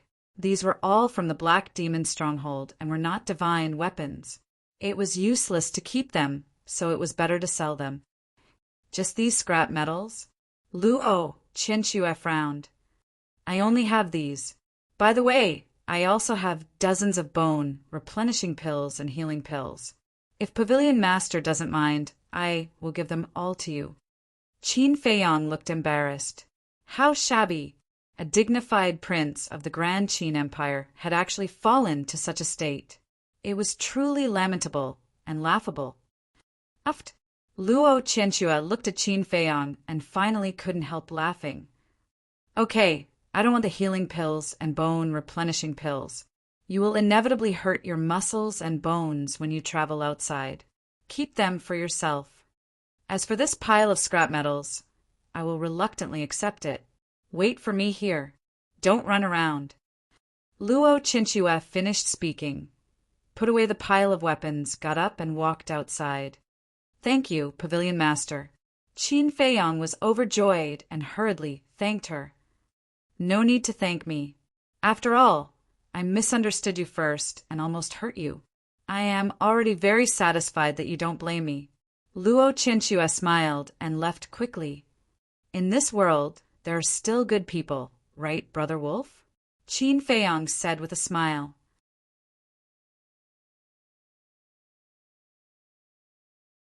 Chapter 40. Not long after, Luo Qianxue took out a Qingkuan bag and handed it to Qin Feiyang. Then, she briefly told Qin Feiyang about the current situation of the Lin family. Qin Feiyang thanked her and left the treasure pavilion with Wolf King. As for Luo Qingzhu, she did not appear again. However, this was also good. After that incident, when the two of them met, there would definitely be awkwardness. Lin family. The door was tightly closed and it was quiet. Now that there were two war kings guarding it, there was no need for anyone to guard it. Qin Feiyang stopped on the street in front of the door and looked at the tightly closed door, his eyes flickering. Evil people will be dealt with by evil people. Lin Chang, you reap what you sow, but don't worry, I will help you take good care of Yi. Brother Wolf, let's go. A man and a wolf quickly left Iron Ox Town and entered a forest. Inside the castle, Qin Feiyang poured out all the qi gathering pills and said with a smile, Brother Wolf, you can refine them as you wish. Illo, Wolf King growled and did not hold back at all. He directly picked one up and swallowed it. Qin Feiyang smiled, walked to the front of the iron box and saw the envelope again. Strange. Why would Uncle Yuan leave an envelope here? He frowned. There was not a single word on the envelope. He did not understand whether Uncle Yuan left it for him or not. Whatever. Even if it's Uncle Yuan's privacy, I'll take a look. He shouldn't blame me. After a moment of silence, he made up his mind, grabbed the envelope, carefully opened it, and poured out a letter. Qin Feiyang picked up the letter and opened it suspiciously. Immediately, lines of small words entered his sight. Feiyang, Uncle Yuan has left. Uncle Yuan can accompany you on the road ahead, but Uncle Yuan believes that you will definitely be strong enough to continue on. Seeing this content, Qin Feiyang's face suddenly turned pale. He continued to read. Feiyang, Uncle Yuan knows that when you see this letter, you will definitely be very sad. However, the fish will have to return to the ocean in the end and face unknown dangers alone. Uncle Yuan can't accompany you forever. You have to remember what Uncle Yuan told you every day. You may know a person for a long time without understanding their true nature. Don't trust anyone easily. No matter how desperate the situation is, we can't give up so easily. Actually, in these 5 years, Uncle Yuan has been tempering you. You didn't disappoint Uncle Yuan, climbing out of despair time and time again. With your current abilities, you are completely capable of standing on your own. Don't worry about Uncle Yuan and don't look for him either. When the time comes, Uncle Yuan will naturally appear before you. Seeing this, Qin Feiyang was completely dumbfounded. The letter slipped out of his hand and fell to the ground, but he was completely unaware of it. Uncle Yuan actually left without saying goodbye. He found it hard to accept this fact. In the past, Uncle Yuan had told him countless times that he would never abandon him. But now, not only had he had left without a sound. Uncle Yuan, why did you lie to me? Since you can't do it, why did you give me a promise and give me hope? He squatted on the ground, holding his head with both hands, and his face was full of pain. 5 years ago, that big change caused him to be expelled from the imperial capital and lose everything. But with Uncle Yuan accompanying him, he still had a trace of warmth in his heart. But now, even Uncle Yuan had left. He was now completely alone. At this moment, his heart was in an unprecedented panic. He was afraid of being alone. He didn't know what to do next. Right now, he was like a headless fly that had lost his goal and direction. Wolf King also quickly noticed his abnormality, stopped cultivating, walked to his side, and looked at him in confusion. Brother Wolf, Uncle Yuan has left. What should I do? Qin Feiyang looked at Wolf King helplessly. No matter how mature his mind was, how strong his character was, he was still just an underage child. He also had a weak side. Wolf King was slightly stunned, raised his foreleg, and gently patted Qin Feiyang's shoulder, as if to comfort him, with a questioning look in his eyes. I don't know why Uncle Yuan left. He didn't tell me when he would come back. Qin Feiyang shook his head, looking dazed, which made Wolf King a little anxious. Ow! It roared at Qin Feiyang, as if it was trying to express something. However, Qin Feiyang couldn't understand at all. Wolf King was silent for a while, then suddenly bit his foreleg, blood gushed out, and then he actually wrote a line of bloody words on the ground in front of Qin Feiyang. You have to work hard. Don't let Uncle Yuan down. These words were crooked and almost indistinguishable, but in Qin Feiyang's eyes, it made his body and mind tremble. Yes, Uncle Yuan had placed all his hopes on him. In these 5 years, he had put in a lot of effort to teach him. He couldn't give up on himself. Moreover, he didn't have the right to give up on himself now. Brother Wolf, thank you. He regained his confidence, picked up the letter, and continued to read. Feiyang, you must grow up as soon as possible, because your mother is still waiting for you in the imperial palace. Haven't you always wanted to know the origin of the marrow cleansing pill and the Chang Shui? Uncle Yuan will tell you now. It was your mother who secretly gave it to me when we left the imperial capital. One last thing. You must remember it in your heart. Don't tell anyone your true identity. Before returning to the imperial capital, let these secrets rot in your stomach. Remember, that was all the content of the letter. Mother, Qin Feiyang hurriedly took out the Chang Shui. He didn't expect that this dagger was left to him by his mother. No wonder Uncle Yuan told him to keep it well. Mother, it's been 5 years, how are you? Son, I really miss you. He looked at the Chang Shui, and his eyes gradually became moist. Suddenly, a fierce light burst out from his eyes. He suddenly got up, clenched his big hand, and the letter suddenly turned into flying ash. Mother, you must wait for me. I'll be back soon. At this moment, his confidence, fighting spirit all came back. He put down all distracting thoughts, turned around, opened the iron box, and concentrated on copying the second stroke of the word return. Time flew. 10 days later, Qin Feiyang withdrew his fingers, and his brows were tightly knitted together. In these 10 days, he didn't eat or drink and consumed a total of 1,500 chi-gathering pills, but he was still a little short from copying the second stroke. The first stroke consumed 500 chi-gathering pills. The second stroke he hadn't succeeded until now, and estimated that it would consume 2,000 chi-gathering pills. Such a terrifying consumption for the current Qin Feiyang was too heavy a burden. More importantly, the 3,000 gold coins that he snatched from Chowlang had been used up. If he wanted to master the word return as soon as possible, he had to find more gold coins. As for the other 500 chi-gathering pills, they were refined by Wolf King. Because of this, its strength was further improved, but its progress was like a flying leap. Right now, it possessed the strength of 3 barbarian elephants. This made Qin Feiyang envious. After leaving the castle, Qin Feiyang looked at Wolf King reluctantly and said, "Brother Wolf, I'm afraid we have to part ways." "Ayo," Wolf King growled as if asking him why. "I need a lot of gold coins, but in the area of Iron Ox Town there is nothing valuable at all.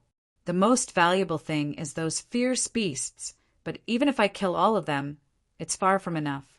I'm going to Black Bear City to try my luck." Qin Feiyang said.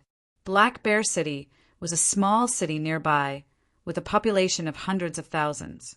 Whether it was prosperity or economy, Iron Ox Town couldn't compare.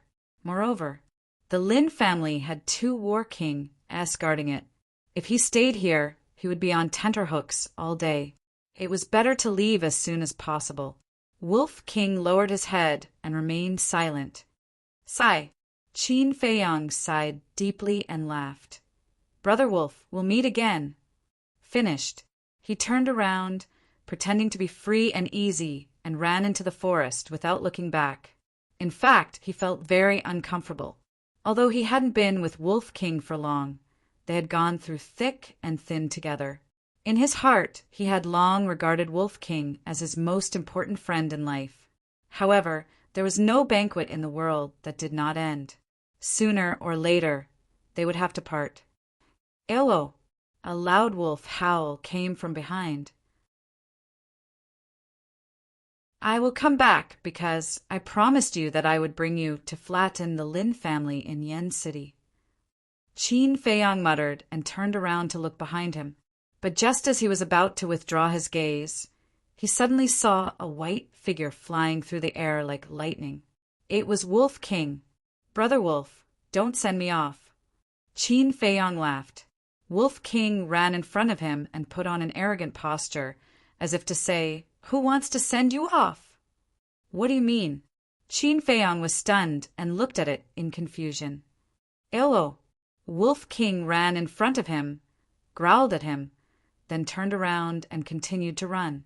Qin Feiyang chased after him, pondered for a long time, and asked in surprise, "Brother Wolf, you can't be thinking of going to Black Bear City with me?"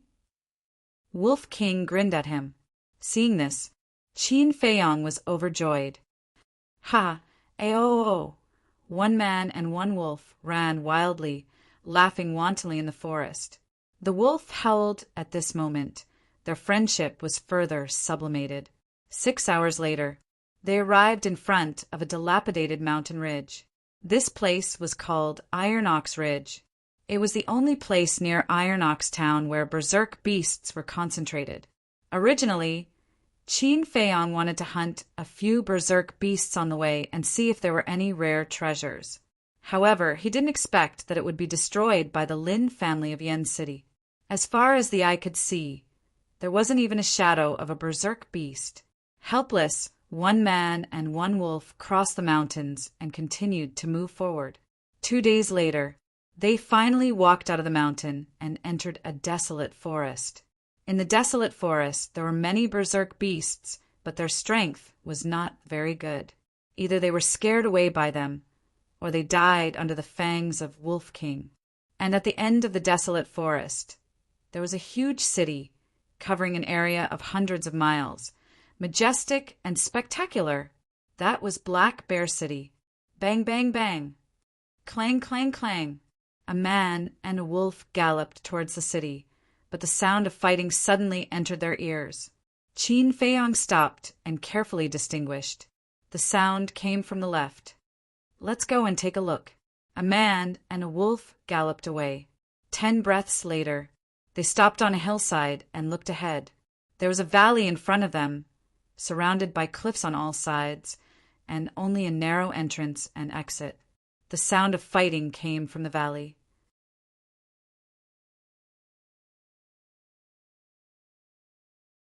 Chapter 41. If someone is fighting, there must be some unexpected wealth.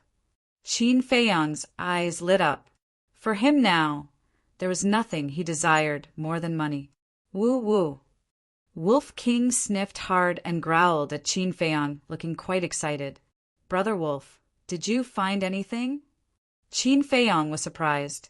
Wolf King nodded and ran quietly toward the entrance. Qin Feiyong was very confident in Wolf King's sense of smell. He hurried to catch up. In the valley, 2 young men about 18 or 19 years old were fighting fiercely. Saber light and sword shadows were extremely fierce. Gusts of wind swept in all directions. Both of them only had eyes for each other. They didn't notice that one man and one wolf had sneaked into the valley and were hiding behind a rock, looking at them. Their strength is not very good. Qin Feiyong observed for a moment and came to this conclusion. Both of them were 9-star martial artists. The weapons in their hands were not much different. They were neck and neck. If they continued fighting like this, both of them would suffer. But why were the 2 of them fighting each other here? And it seemed that both of them wanted to kill each other. He looked around suspiciously. His eyes suddenly locked on a small mound on the left. There was a gorgeous flower on the mound. That flower was completely pink, and it was as big as a baby's fist. It was emitting a pink mist, and it was suffused with a fragrance that could make one's heart go crazy. Why does it look familiar? Qin Feiyong muttered. Suddenly, he thought of something. That was the blissful flower. It was the most important material to refine the blissful pill. The blissful pill had the miraculous effect of nourishing yang and nourishing the kidney. Therefore, it was highly recommended by men, especially those rich and powerful men who had many wives and concubines. They would have several at home at any time. It was also because of this that the blissful pill was very expensive. The market price was basically more than 200 gold coins, which was 100 times more than the qi gathering pill. And as the main material, the blissful flower was naturally expensive. At the very least, he could buy it for 100 gold coins. I met a blissful flower as soon as I arrived. Looks like I made the right choice in coming to Black Bear City. Qin Feiyong was secretly delighted. As long as he could obtain this blissful flower, it would be equivalent to obtaining 50 energy gathering pills. This was truly an unexpected gain. Brother Wolf, let's go. Qin Feiyong chuckled and rushed to the small mound in a few strides. There's someone else. Seeing Qin Feiyong suddenly jump out, the 2 young men couldn't help but be stunned. How dare you! Stop! Following closely, the 2 of them let out a fierce shout. Facing a common enemy, they raised their weapons and slashed towards Qin Feiyong. But at this moment, Wolf King appeared in front of the 2 like a bolt of lightning, baring his fangs and revealing an ominous glint in his eyes. Bastard, you're courting death! However, the 2 of them did not stop. Their target was Wolf King. The sharp sword and broadsword in their hands emitted a terrifying sharpness. Wolf King's eyes were filled with disdain. When the sharp sword and broadsword were close to each other, it opened its bloody mouth and revealed its dense fangs. Then, with a fierce bite, the 2 incomparably hard weapons were directly bitten off by it. The 2 of them were dumbfounded on the spot. Even swords made of black iron could be bitten off. Weren't its fangs too terrifying? It was definitely not a simple wolf. Run! The 2 of them had this thought in their minds at the same time and turned to escape. Qin Feiyang said, Brother Wolf, stop them. Awoo! Wolf King roared and quickly caught up with the two of them, blocking the entrance. The two of them immediately fell into despair. They didn't dare to move at all. Wolves were not only ferocious creatures, but also very cold-blooded. A person who could be brothers with a wolf was definitely not a good person. This time they were really unlucky. They didn't get the blissful flower and instead encountered such a strange combination. They were afraid that they would lose their lives here. Qin Feiyang uprooted the blissful flower and put it into his chinquan bag. Then he turned to look at the two of them and grinned. Originally, I didn't intend to make things difficult for you. But who told you to attack me first? How about this? Leave all the gold coins, and I'll let you go. What? All the gold coins? The two of them suddenly had bitter faces. Qin Feiyang smiled and said, Do you think it's too little? Then just leave your chinquan bag. No, no, no. We'll give it to you. The two of them hurriedly shook their heads, took out their chinquan bags, and poured out a large pile of gold coins. There were more than 100 gold coins, and they were extremely tempting. The smile on Qin Feiyang's face became brighter and brighter. This Black Bear Town was not only a place with outstanding people, but even a mere 9-star martial artist had so many gold coins. It seemed that it wouldn't be long before they could gather 1,000 gold coins. Brother Wolf, let them go. After all, we are all good people. We have to keep our word. Qin Feiyang smiled and said, Good people? When the two young men heard this, they almost spat out a mouthful of old blood. Not only did they snatch their blissful flower, but they also looted all their property. Could they still be considered good people? It seemed that bandits were nothing more than this. They had seen shameless people, but they had never seen such shameless people. However, the two of them dared not speak out. They lowered their heads and ran outside as if they were running for their lives. Qin Feiyang walked to the pile of gold coins. Suddenly he thought of something and shouted, Wait! Brother, what else do you want to do? We've given you all the gold coins. If you don't believe me, you can check our chinquan bags. The two of them had a long face and almost knelt down. Qin Feiyang smiled and said, Don't be so nervous. I just want to ask, is there anything valuable around here? Valuable things. The two of them were taken aback and thought carefully. One of them said, There are a lot of valuable things, but it depends on the opportunity. Opportunity was equivalent to luck. Luck was a bit unreliable. Qin Feiyang asked, Do you have any ready-made ones? Brother, how can there be a free lunch in this world? The two of them smiled bitterly. One of them suddenly said, I thought of a place, but I don't know if you dare to go. Where? Qin Feiyang's eyes lit up. That person said, 2 miles to the south, there's a medicinal field. There are all kinds of strange flowers and herbs. If you have the ability, I guarantee that you'll become rich overnight. Medicinal field. Qin Feiyang's spirit was lifted. He asked, How many strange flowers and herbs are there? That person thought for a while and said, About a few thousand. However, it's very dangerous there. I advise you not to go. Thank you. We'll meet again. Qin Feiyang smiled and kept the gold coins. Then he brought Wolf King and ran towards the south. They really went there. That's the Pill Hall's medicinal field. Did they eat a leopard's guts? Isn't it better this way? If they anger the Pill Hall, they'll definitely die. So you purposely told them to send them to their deaths. Of course, the flower of bliss and our gold coins are not that easy to take away. However, why do I feel that the man looks a little familiar? Familiar? He does look a little familiar. I remember now. Isn't he Qin Feiyang on the wanted list? Damn it. He's worth 10,000 gold coins. Quickly chase after him. We can't let him go to the medicinal field. Otherwise, those stingy bastards from the Pill Hall will benefit. The two young men hurriedly ran out of the valley. However, with their speed, how could they catch up with them? Qin Feiyang and Wolf King had already disappeared without a trace. Inside a forest, Brother Wolf, medicinal fields usually belong to the pill hall or some big families. You have to be careful later, Qin Feiyang warned. As a prince, he knew some things like the back of his hand. When he heard the two words medicinal field, he already knew the motive of those two people. However, it didn't matter. As long as he knew in advance and took precautions, the danger wouldn't be that great. Moreover, there's no such thing as a free lunch in this world. Half an hour later, Qin Feiyang and Wolf King climbed to the top of a mountain that was about 100 zhang high. Looking around, the mountains were overlapping and the ancient trees were verdant. Suddenly,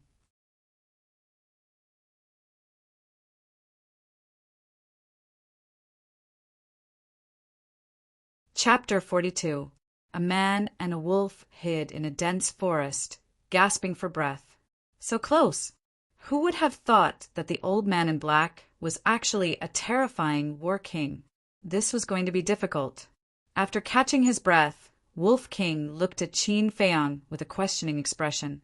Phew! Qin Feiyang let out a long breath and then became silent. Luring the tiger away from the mountain was obviously not going to work. The other party was also a war king. They could not fight against him. What should he do to successfully obtain those medicinal herbs? After thinking for a long time, Qin Feiyang still couldn't think of a way to get the best of both worlds. Thus, he brought Wolf King around to the other side and hid on top of a mountain, closely monitoring the old man in black. A few hundred breaths passed. Wolf King turned to look at him with a trace of confusion in his eyes. There's no other way, we can only wait now.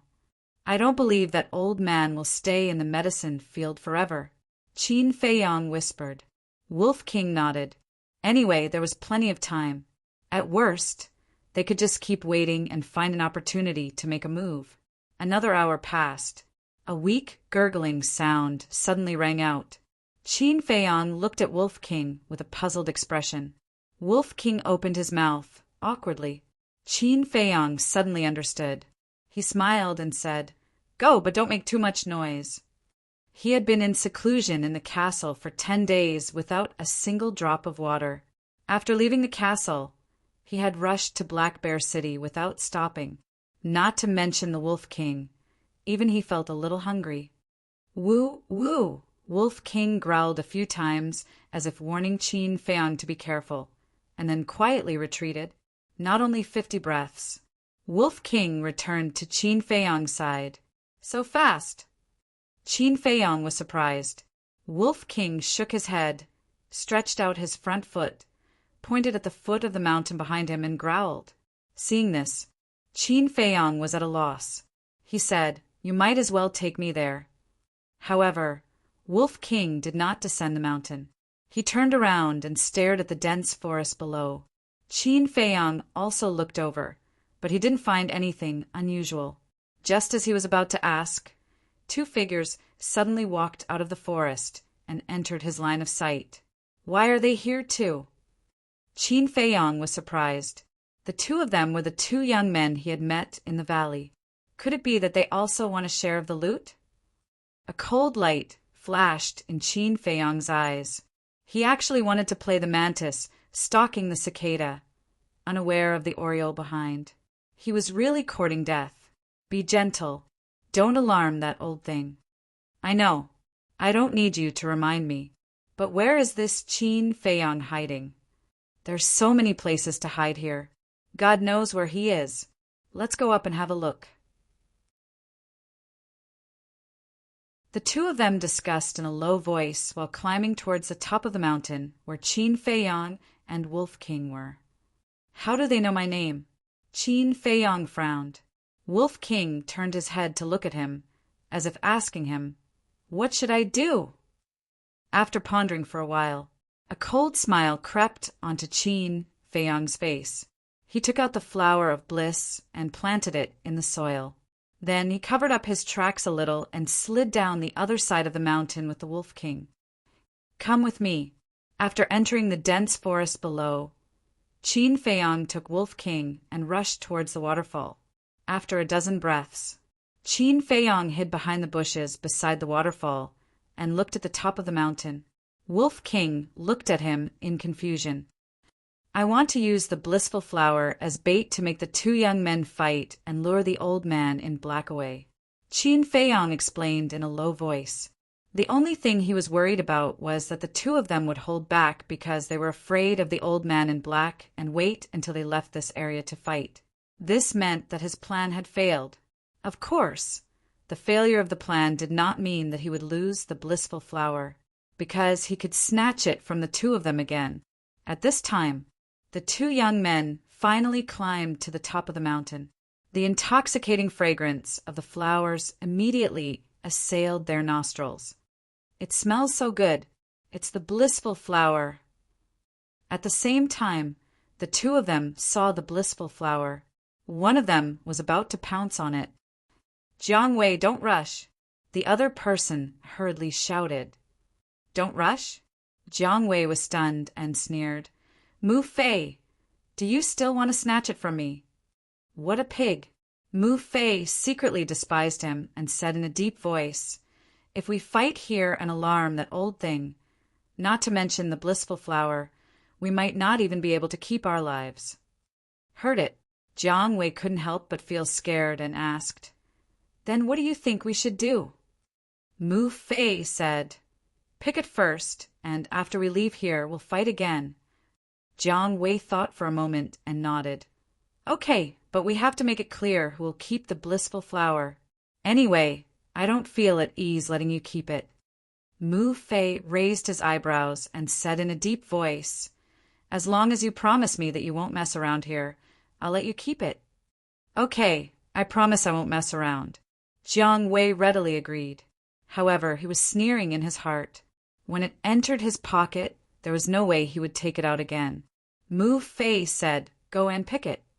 Jiang Wei slowly crawled towards the blissful flower. The closer he got to it, the brighter the smile on his face. But at this time, Mu Fei's mouth pursed into a mocking smile. Whoosh! Suddenly, he was like an awakened poisonous snake, suddenly leaping out and mercilessly kicking Jiang Wei's butt. Jiang Wei let out a painful howl on the spot, missing the blissful flower. Like a rubber ball, he rolled towards the stream below. Who the hell do you think you are, to actually want to fight with me? You really don't know what's good for you. Mu Fei sneered and grabbed the blissful flower. You actually dared to come here and behave atrociously. Get back here and die. The old man in black suddenly got up and looked towards the top of the mountain, his eyes cold and piercing. Go to hell, old thing. Mu Fei cursed and turned to run down the mountain and into the forest. At the same time, accompanied by a thump, Jiang Wei fell into the stream. The medicine field was just across the stream. Mu Fei, I'm going to kill you. With a roar, he quickly climbed ashore and reached the top of the mountain with a few jumps. Seeing that Mu Fei had already entered the forest below, he hurriedly chased after him. He had been blinded by anger and completely forgot about the old man in black. Looking at the old man in black again, he stood at the edge of the terrace, his face gloomy, his hands clenched, cracking nonstop. After being ignored by Mu Fei and Jiang Wei, he was also angry. However, he didn't chase after the two of them. Qin Feiyong, who was hiding beside the waterfall, couldn't help but frown. It seemed that it was more difficult than he thought to lure this old man away. Mu Fei, if you don't leave the blissful flower behind today, I swear I won't give up. Jiang Wei's angry roar came from afar. Blissful flower! The old man in black's body shook, and he jumped up with all his strength, as if he had transformed into an eagle. His feet didn't touch the ground as he crossed the medicine field and the stream, quickly reaching the top of the mountain and glancing at the forest below. Haha, if you want to leave, you'll have to leave the blissful flower behind. He smiled coldly, his battle aura gushing out, turning into a stream of light, directly rushing into the forest and disappearing. Brother Wolf, the chance is here, quick! Qin Feiyong laughed. A man and a wolf. like hungry tigers coming down the mountain, quickly ran into the medicine field. Without a second word, they crazily looted the herbs. Although there were many twists and turns, they finally tricked the old man away. Humph! You still want the blissful flower, dream on. In the forest, Mu Fei sneered. That old man is here too. His expression changed and he glanced ahead. 100 meters away, there was a group of rocks, wild grass, and shrubs. 50 meters away, there was a rapid river.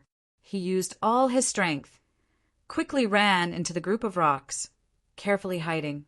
Not long after, Jiang Wei also ran over in a panic. Behind him, the old man in black closed in quickly, full of murderous intent. Damn it, I actually forgot about him. Mu Fei, just you wait. I'll settle this score with you sooner or later. Jiang Wei cursed and ran to the riverside. Without hesitation, he jumped down and disappeared in an instant.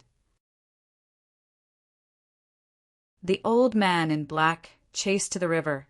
Looking at the rushing river, his gloomy face was almost dripping water. Consider yourself lucky.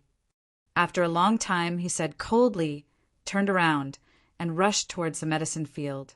Compared to the blissful flower, the medicine field was more important. There couldn't be any mistakes. However, when he returned to the medicine field, he was dumbfounded.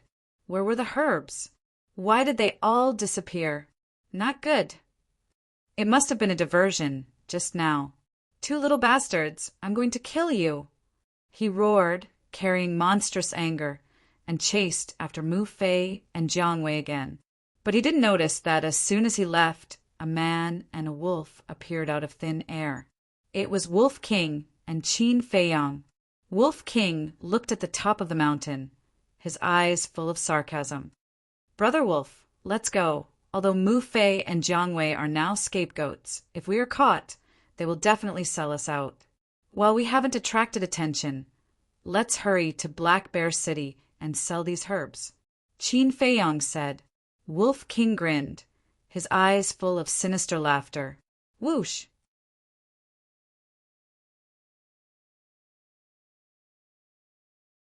Chapter 43. Black Bear City. There were 4 city gates. There was a wanted poster at each city gate. Anyone who passed by would take a few curious glances. 10,000 gold coins. Who on earth is this Qin Feiyang? It's actually so valuable. This was the most discussed topic in Black Bear City. When the sun set in the west, Qin Feiyang finally walked out of the jungle and entered a flat road alone, walking towards the north gate. As for the Wolf King, it definitely couldn't enter the city, so Qin Feiyang let it hide in the castle for the time being, walking on the road. At first, Qin Feiyang didn't feel anything, but gradually, he found that the atmosphere was a little strange. The passers-by he met all looked at him with a strange look in their eyes, and they were all following behind him. They seemed to be a little unfriendly. People, more and more, but no one said a word. They all stared at Qin Feiyang as if they were staring at a piece of delicious cake. Qin Feiyang couldn't help but frown. Suddenly, he stopped. The crowd behind him also stopped in unison. Some people even put their hands on the weapons at their waists. An atmosphere of mutual hostility quickly spread in this place. Qin Feiyang raised his eyebrows and continued to walk towards the north gate without saying a word. The crowd behind him also slowly followed. Soon, Qin Feiyang came to the city gate. The guards on both sides of the city gate saw him, and their faces became extremely serious. What the hell is going on? Qin Feiyang was confused. Just as he was about to enter the city, his eyes suddenly locked on the wanted poster next to him. There was a portrait on the wanted poster. Wasn't that him? Under the portrait, there were a few lines of big words. This person's name is Qin Feiyang. He kills people like flies and is unforgivable. Anyone who cuts off his head will be rewarded with 10,000 gold coins. Next to him, there was also a big red seal. King Yan of Yan County. Qin Feiyang was like a bolt from the blue. He was actually wanted. Furthermore, It was a warrant issued by the King of Yen, the Lord of the County of Yen himself. All the doubts in his heart were instantly resolved. No wonder Mu Fei and the other two knew his name. How could these people be so strange? Now he was equivalent to a pile of glittering gold coins. Anyone who saw him would be envious. Prince of Yen! He clenched his fists tightly and stared at the seal, his eyes filled with a strong cold light. Needless to say, Lin Han must have asked the King of Yen to issue the arrest warrant after he returned to the capital. The dignified royal family actually issued an arrest warrant without any investigation. This was truly absurd and laughable. It was time for such an unbearable royal family to disappear. But now he didn't have the ability to do so. The most important thing right now was to escape. Qin Feiyong glanced at the crowd and said indifferently, "Why haven't you made a move yet? Are you not confident?" The crowd was silent. Indeed, it was because they lacked confidence. Even though Zhang Xian looked young, the fact that he was wanted by the royal family was enough to prove that he possessed extraordinary strength. Therefore, no one wanted to be the first to stand out. Qin Feiyong smirked and suddenly turned around. The crowd behind him immediately retreated a few steps in panic. Clang, clang. At the same time, they unsheathed their swords. "Don't let him leave. There are so many of us. We can drown him with a mouthful of saliva from each of us. Don't be afraid." Seeing that Qin Feiyong was about to escape, the few guards immediately shouted, "Let's see who dares to block the way today." Qin Feiyong smiled coldly and strode forward with large strides. The crowd kept retreating. No one dared to make a move. "Why are you still hesitating? Kill him with me." Seeing this, one of the guards roared and raised the broadsword in his hand, slashing at Qin Feiyong's back. The other guards immediately swarmed forward as well. Humph!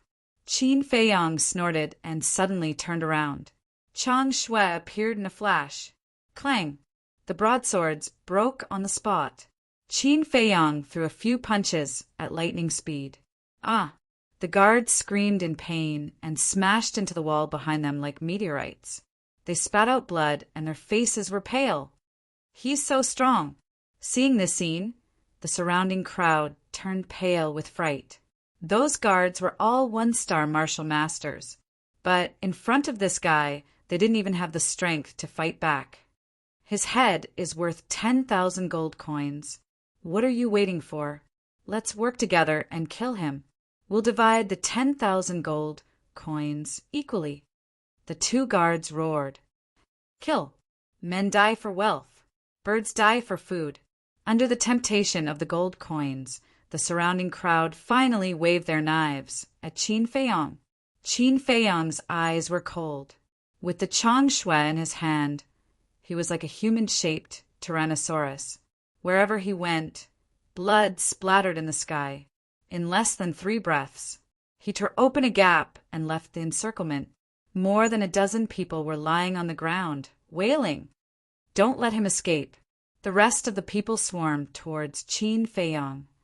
"I advise you, it's best to have some self-awareness." Qin Feiyong coldly dropped these words. Then he used the shifting smoke steps and entered the forest without looking back. He quickly disappeared without a trace. Find him.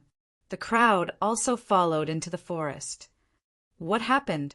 At this moment, a tall and sturdy middle-aged man walked out of Black Bear City and looked at the guards in confusion. "Captain, Qin Feiyong has appeared. He escaped into the forest. Everyone, chase after him," a few guards hurriedly said. Qin Feiyong. Hearing this, the middle-aged man's eyes burst out with a strong cold light. He said, "You guys stay here and guard. Don't let anyone suspicious go." "Yes." A few guards said respectfully. Then, the middle-aged man ran towards the forest. However, they were destined to not gain anything, because after Qin Feiyong ran into the forest, he entered the castle. Black Bear City has a warrant for arrest. The other cities must also have a warrant for arrest. It seems that I won't be able to move an inch in the Yen County in the future. Qin Feiyang stood beside Wolf King with a gloomy expression. "Hello," Wolf King growled, as if asking what should I do next. If he couldn't enter the city, the medicinal herbs he looted wouldn't be of any use. "Don't worry, there must be a way." Qin Feiyang comforted him and muttered to himself, "If only there was an illusory form pill." The illusory form pill could change a person's appearance. But where could he find the illusory form pill in this wilderness? "You stay here, I'll go out and take a look." Qin Feiyang reminded Wolf King, then left the castle and appeared in the forest. Following that, he hid here and there, came to the edge of the forest, and looked towards the city gate. A large number of people were swarming out of the city, and their target was the forest he was in. "It seems that the news of my appearance has already spread in Black Bear City." Qin Feiyang was about to turn around and leave, but suddenly he found two familiar figures in the crowd that was pouring out of the city. "Why are they in Black Bear City?" Qin Feiyang muttered. The two of them were Luo Qingzhu and Zhao Shuang. At this moment, a middle-aged man in black jumped out of the city and landed on the city wall. His entire body was emitting golden battle chi. Standing there, he was obviously particularly dazzling. "War King." Qin Feiyang's pupils contracted. At the same time, Luo Qingzhu and Zhao Shuang also frowned. They stood under the city wall and looked up at the man. The middle-aged man was like a king, scanning the forest in front of him. His sharp gaze made people tremble. Suddenly, he saw Qin Feiyang standing at the edge. In his eyes, a monstrous killing intent suddenly emerged. "Little bastard, you're here." He smiled coldly and directly jumped down from the city wall. His feet did not touch the ground and rushed toward Qin Feiyang. "There's actually a war king. You guys really think highly of me." Qin Feiyang sneered and turned around to enter the forest without looking back. Everyone near the city gate also looked over and happened to see Qin Feiyang's back view.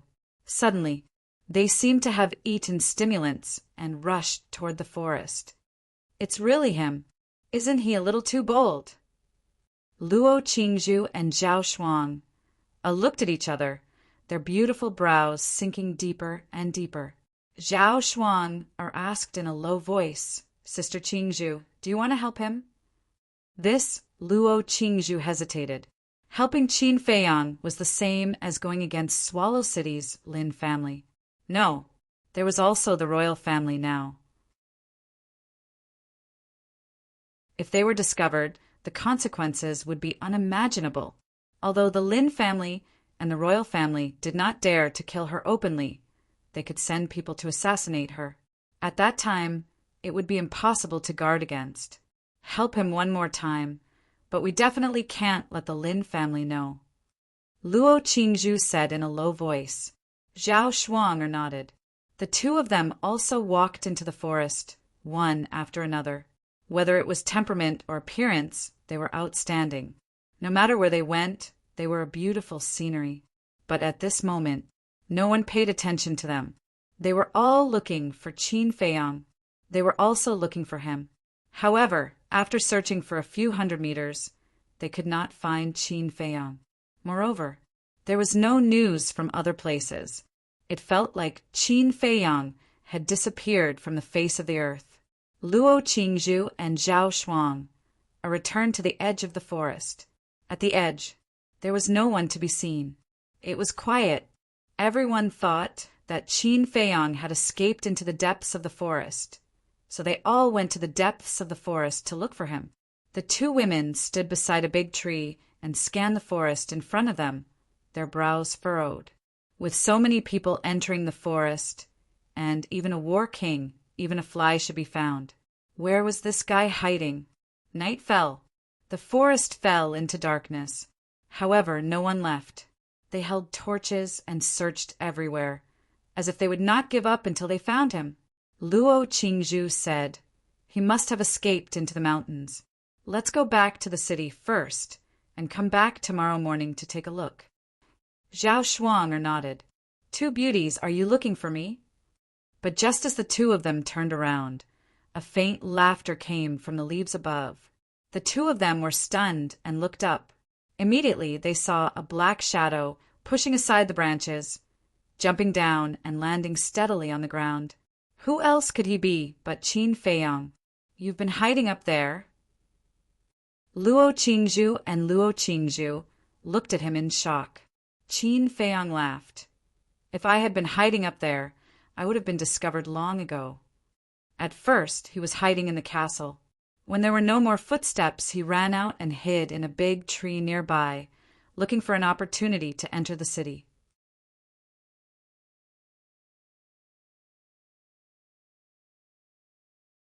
Chapter 44. Then where are you hiding? Zhao Shuang looked at Qin Feiyang curiously. It was incredible that he could avoid the pursuit of the warlord. But Qin Feiyang did not dwell on this issue. He smiled and said, Beauties, we are old friends. Can you do me a little favor? Old friends? The two women's eyes suddenly widened. Qin Feiyang was stunned. He scratched his head and smiled awkwardly. It was a slip of the tongue. Actually, I wanted to say that we are old friends. Seeing this, the two women really could not tell. Was Qin Feiyang deliberately flirting with them? Or was it really a slip of the tongue? Cough, cough. Qin Feiyang became more and more embarrassed. He coughed and hurriedly changed the topic. You have seen my current situation. If I don't change my appearance, it will be difficult to survive in the county of Yan, Luo Qingzhu said. So, you want us to help you find a phantom elixir? Qin Feiyang smiled and said, You are really smart. Luo Qingzhu nodded and said, Okay, but you can't tell anyone about this. You agreed just like that? Qin Feiyang was stunned. Wasn't it too easy? Zhao Shuang said, In fact, we are here to help you, because we all know that you are wronged. Qin Feiyang was rather surprised, and he said, Gratefully, thank you, young missus. I, Qin Feiyang, will forever remember this kindness in my heart, and I will absolutely not mention this matter to anyone else. Luo Qingzhu smiled and took out a jade box from her cosmos bag. She handed it to Qin Feiyang and said, There is what you want in here. Qin Feiyang hurriedly opened the jade box. A pure white, flawless pill entered his line of sight. It was indeed the phantom elixir.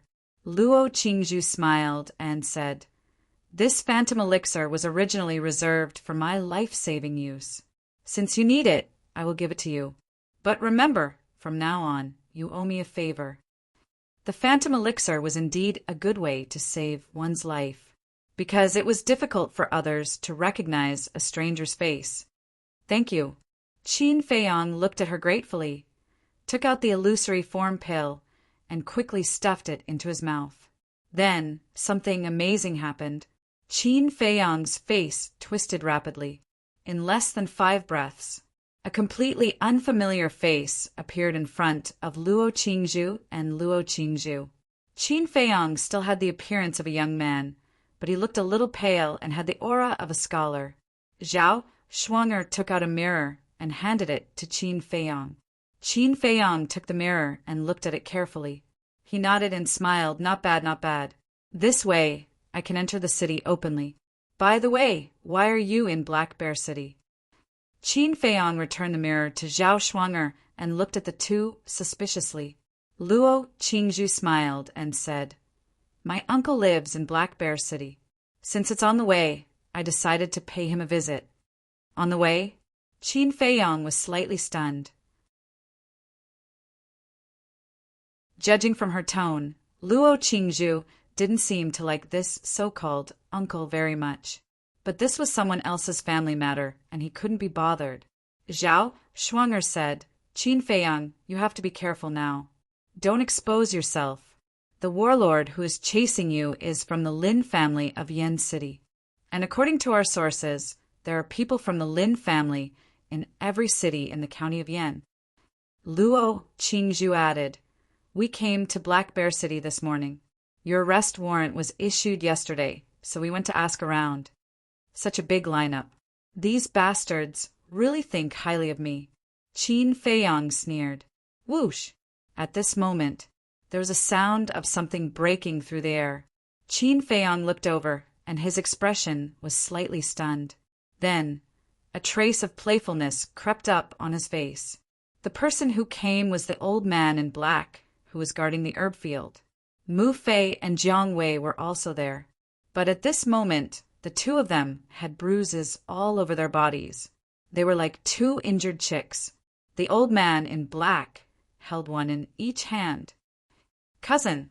Qin Feiyang was secretly laughing at his misfortune. But suddenly, a cry of surprise came from the side. What? He was extremely shocked. He turned his head to look at Luo Qingzhu and asked, Who is your cousin? Him. Luo Qingzhu pointed at Jiang Wei. Qin Feiyang was stunned. Jiang Wei was Luo Qingzhu's cousin? Wasn't this too much of a coincidence? Cousin? Why are you here? Cousin, save me. When Jiang Wei saw Luo Qingzhu, he was a little surprised at first. Then he asked her for help. The old man in black also looked at Luo Qingzhu. A trace of surprise flashed past his eyes, but he didn't say a word. He directly swept past the three of them. Cousin, I beg you, if I'm brought to the pill hall, even if I don't die, I will lose a layer of skin. Jiang Wei anxiously shouted. Luo Qingzhu knitted her brows tightly. In the end, she sighed and looked at the old man in black. She said, Senior, please wait. The old man in black stopped and turned his head to look at Luo Qingzhu. He said gloomily, Luo Qingzhu, this old man knows that your identity isn't simple. But this time, Jiang Wei got into big trouble. Even you might not be able to save him. May I ask, Senior, what's so serious? Luo Qingzhu frowned. The old man in black said, He and Mu Fei robbed all the medicinal herbs in my pill hall's medicinal field. Do you think it's serious? What? Luo Qingzhu's expression changed. She angrily scolded. Cousin, how can you do such a thing? Jiang Wei hurriedly said, I'm innocent. Mu Fei and I were used by someone. Mu Fei also quickly said, Yes. It's Qin Feiyang and that damn wolf. But no matter how we explain, this bastard old man just doesn't believe us. Luo Qingzhu and Zhao Shuang looked at each other. They couldn't help but look at Qin Feiyang. Qin Feiyang stood straight. His face was calm and he didn't look guilty at all. Seeing this, Jiang Wei was so anxious that he almost peed his pants. He urged, Cousin, what's the use of looking at him? Quickly help me think of a way. I'm really innocent. However, he didn't know that the person his cousin was looking at right now was the culprit. Luo Qingzhu regained her senses and looked at the old man in black. She bowed and said, Senior, I know my cousin's personality very well. He definitely wouldn't dare to do such a thing. Can you please be magnanimous? This matter hasn't been investigated clearly. I can't hand him over to you. After the old man in black finished speaking, he turned around and flew towards the city. As for Qin Feiyang, he had only taken a glance at him from start to finish. After watching the old man in black leave, Luo Qingzhu turned around and looked at Qin Feiyang. She said angrily, You're too daring. Do you know what you're doing? Qin Feiyang, you're really unwise this time. The threat of the Yen City's Lin family hasn't been dealt with yet. Now, you've offended the Pill Palace. You're really... Sigh, I don't even know what to say to you. Zhao Shuang shook her head and sighed. I didn't do anything. Don't accuse a good person. Qin Feiyang said with an innocent face. Anyway, he wouldn't admit it even if he was beaten to death. You're a good person? The two girls were angry and amused at the same time. You're on your own, Luo Qingzhu coldly said before she quickly left. Qin Feiyang asked in a low voice, Lady Shuang, is Luo Qingzhu not on good terms with her uncle's family? There seems to be some conflict. However, I don't know the details. Zhao Shuang shook her head. Qin Feiyang said, Then why are you with her? Zhao Shuang smiled and said, I want to enter the martial imperial palace in the Star Moon City. That's why I asked her for help. She's a good person. She agreed to help me without any hesitation. Then, I'll congratulate you in advance. The Martial Imperial Palace's examination is much stricter than the Martial Arts Hall. Whether you can pass or not is another matter. With your talent, you can definitely do it. Thank you. The two chatted as they walked towards the city gate. When they were about to reach the city gate, Zhao Shuang said in a low voice, Although you've changed your appearance, you still need to disguise yourself when you sell those herbs. Otherwise, you'll arouse suspicion. I don't have any herbs. What can I use to sell them? Why don't you give me some? Qin Feiyang said. You're so dishonest. Zhao Shuang rolled her eyes at him. Then she turned around and walked into the city, leaving Qin Feiyang with her beautiful back view. She disappeared into the crowd. This little girl, she's quite scheming. She actually wants to trick me, but she's still a little inexperienced. The corner of Qin Feiyang's mouth lifted slightly. However, what Zhao Shuang said made sense. It was indeed necessary to cover it up. Moreover, he couldn't buy them all at once. He had to sell them in several batches. Arriving in front of the city gate, Qin Feiyang glanced at the wanted poster and entered the city in a grandiose manner. He found a very ordinary restaurant to stay for the time being because he had no money in his pocket. For the current him, he could only look up to the high-end, grand, and high-class restaurants. He rested for a night. The next morning, Qin Feiyang went to buy a cloak and a set of black clothes. After dressing up a little, he entered the Black Bear City's treasure pavilion and successfully sold the first batch of herbs. He earned 2,100 gold coins. However, these 2,100 gold coins, he exchanged them for qi gathering pills on the spot, a total of 1,000. In the next few days, Qin Feiyang had been hiding in the castle, copying the second stroke of the word return. 3 days later, on the iron book, a ray of light suddenly bloomed. The second stroke was finally completed. Boom! His realm also broke through, and he became a 3-star martial master. Uncle Yuan, thank you for giving me this treasure. Qin Feiyang muttered. At this rate, he didn't need to cultivate at all. As long as he copied every day, his strength would advance by leaps and bounds. However, the consumption of qi gathering pills made his heart ache. 1,000 qi gathering pills, he and Wolf King each took half. Wolf King still had 300 pills left, but he had already used them all. Gold coins, oh gold coins, why are you so useless?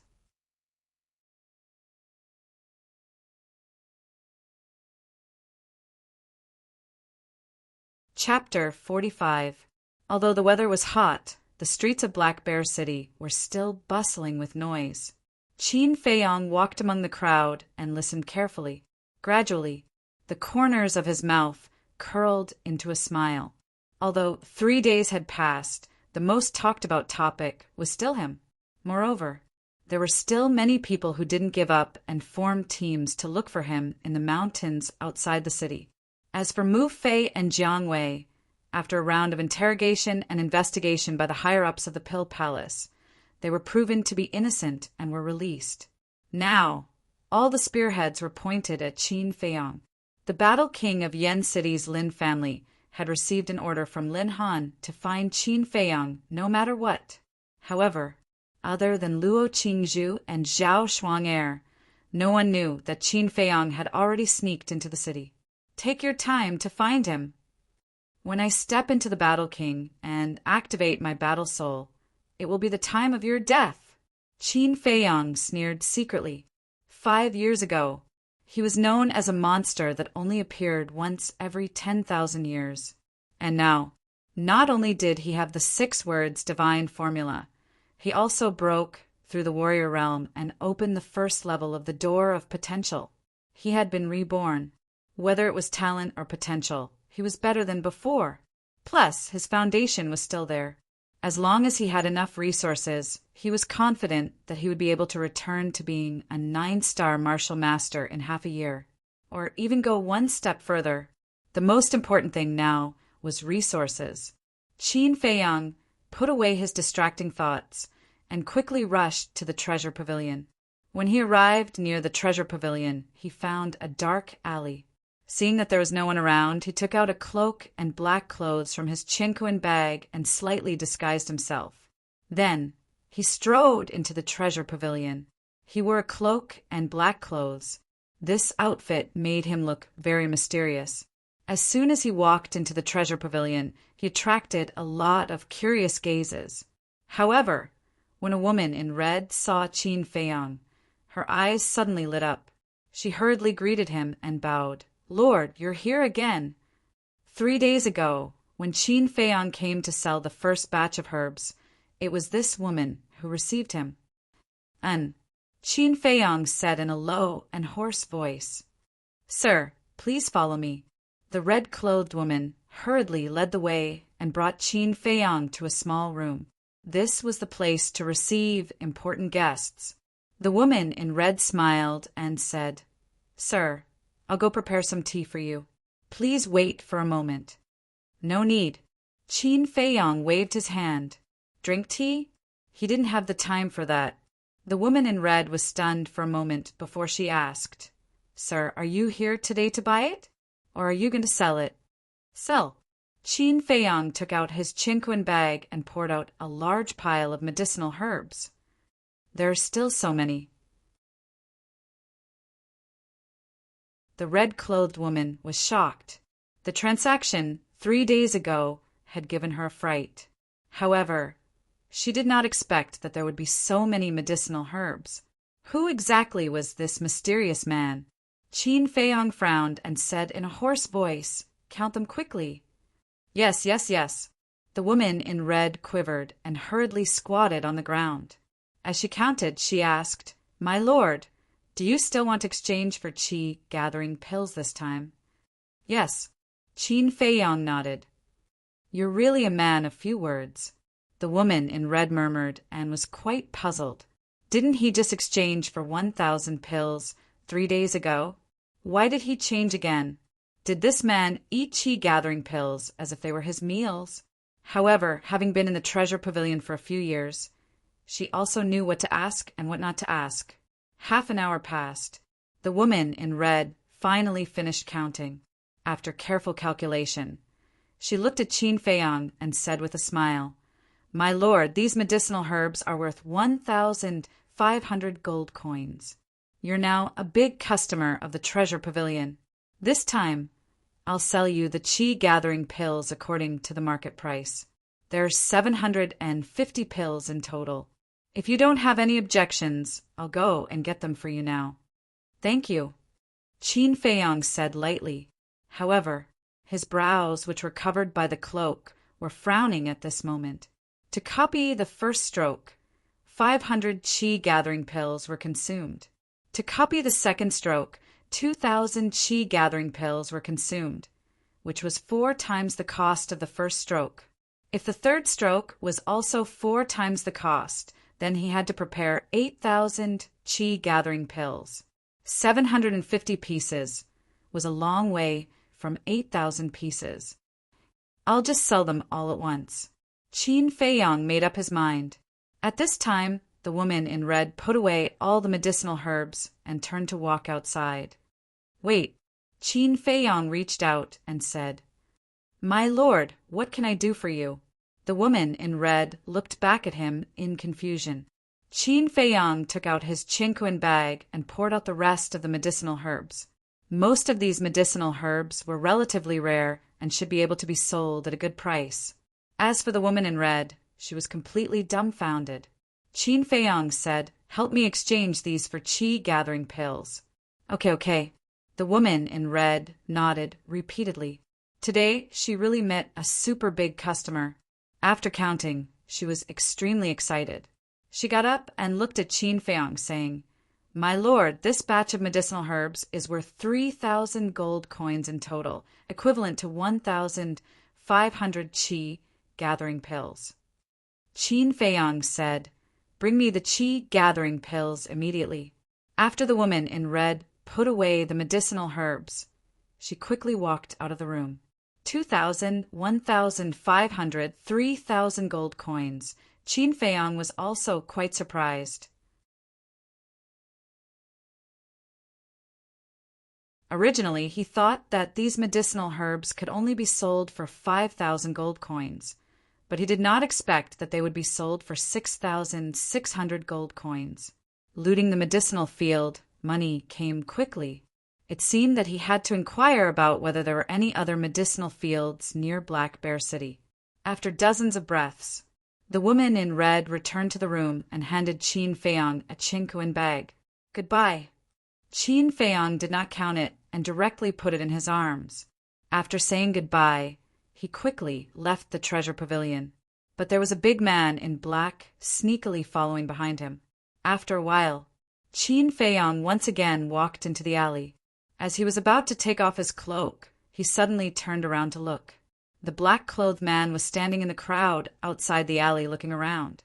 When he saw Qin Feiyang looking over, he didn't show the slightest bit of panic. He looked around as if nothing had happened, then turned around and left. Uncle Yuan is right, but no matter who you face, you have to be careful. Qin Feiyang's eyes flashed. Without a doubt, he sold large quantities of medicinal herbs, which had attracted the attention of the higher-ups of the treasure pavilion. But it didn't matter. Anyway, this was the last time. He quickly took off his cloak, took off his black clothes, used the smoke-gathering steps, ran to the other side of the alley, and soon disappeared without a trace. At this time, the man in black turned back and saw that Qin Feiyang had disappeared. He hurriedly ran into the alley and looked around. Was I discovered by him just now? It seems that this person is not simple. The man in black frowned. He quickly returned to the treasure pavilion and entered a luxurious room. A middle-aged man in purple was sitting beside the tea table, drinking tea. When he saw the man in black, he asked, "How is it? Did you see his true face?" The man in black bowed and said, "I am useless. I was discovered by him. Please punish me, pavilion master." Crack! The man in purple clenched his fist. A trace of hostility appeared in his eyes, and the teacup in his hand instantly shattered. The man in black hurriedly knelt on the ground, sweating profusely. However, the man in purple pondered for a while and suddenly let go of his hand. He said indifferently, "Forget it. A person who has so many medicinal herbs is definitely not an ordinary person. It is pardonable that you were discovered. You can leave now." "Thank you, pavilion master, for your mercy." The man in black thanked him, bowed, and left the room. At the same time, the man in purple closed his eyes. No one knew what he was doing. After a while, he opened his eyes, and a trace of playfulness appeared on the corner of his mouth. "It's not that easy to get away. I'd like to see just who you are. Are you the one who robbed the pill hall's medicinal field?" He muttered to himself, got up, and left the room. Qin Feiyang didn't stay any longer and directly returned to the restaurant. After returning, he remembered that he forgot to ask the treasure pavilion if they had beast spirit pills. However, when he thought of the price of beast spirit pills, he felt helpless. Beast spirit pills were not only expensive but also rare. It wasn't an exaggeration to say that they were priceless. So, generally speaking, the treasure pavilion wouldn't sell them. They would only auction them. The highest bidder would get it. In the imperial capital, the starting price of a beast spirit pill was 100,000 gold coins. After some competition, it could rise to hundreds of thousands, or even millions. This was simply an astronomical figure for him. However, he had promised Wolf King that he would get him a beast spirit pill. Moreover, he wanted to get one as soon as possible. When he got along with Wolf King, he wouldn't have to guess anymore. What should he do? Qin Feiyang sat beside the tea table, frowning. What could he do to earn more gold coins? Alchemy. Suddenly, his eyes shone brightly. Only by learning alchemy and becoming an alchemist, would he have an endless supply of gold coins, just like the batch of medicinal herbs that he sold. If he refined them into pills, the gold coins he sold them for would at least double. However, it wasn't easy to become an alchemist. First of all, he had to have extraordinary mental strength. Second, he needed alchemy fire. Third, he needed a pill formula. Only by fulfilling all the above conditions would he have the chance to become an alchemist. Although Qin Feiyang knew the basics, he didn't know anything about other aspects. This was because when he was in the imperial capital, he was immersed in martial arts. He didn't touch alchemy at all. After all, at that time, he could get whatever he wanted. Why would he need to refine pills himself? It was simply a waste of time. However, it was different now. He had to find a way out now. I might as well go to the pill hall first and see if my mental strength is qualified. He did as he said. Qin Feiyang got up and walked towards the door. Creak! However, the door was pushed open first.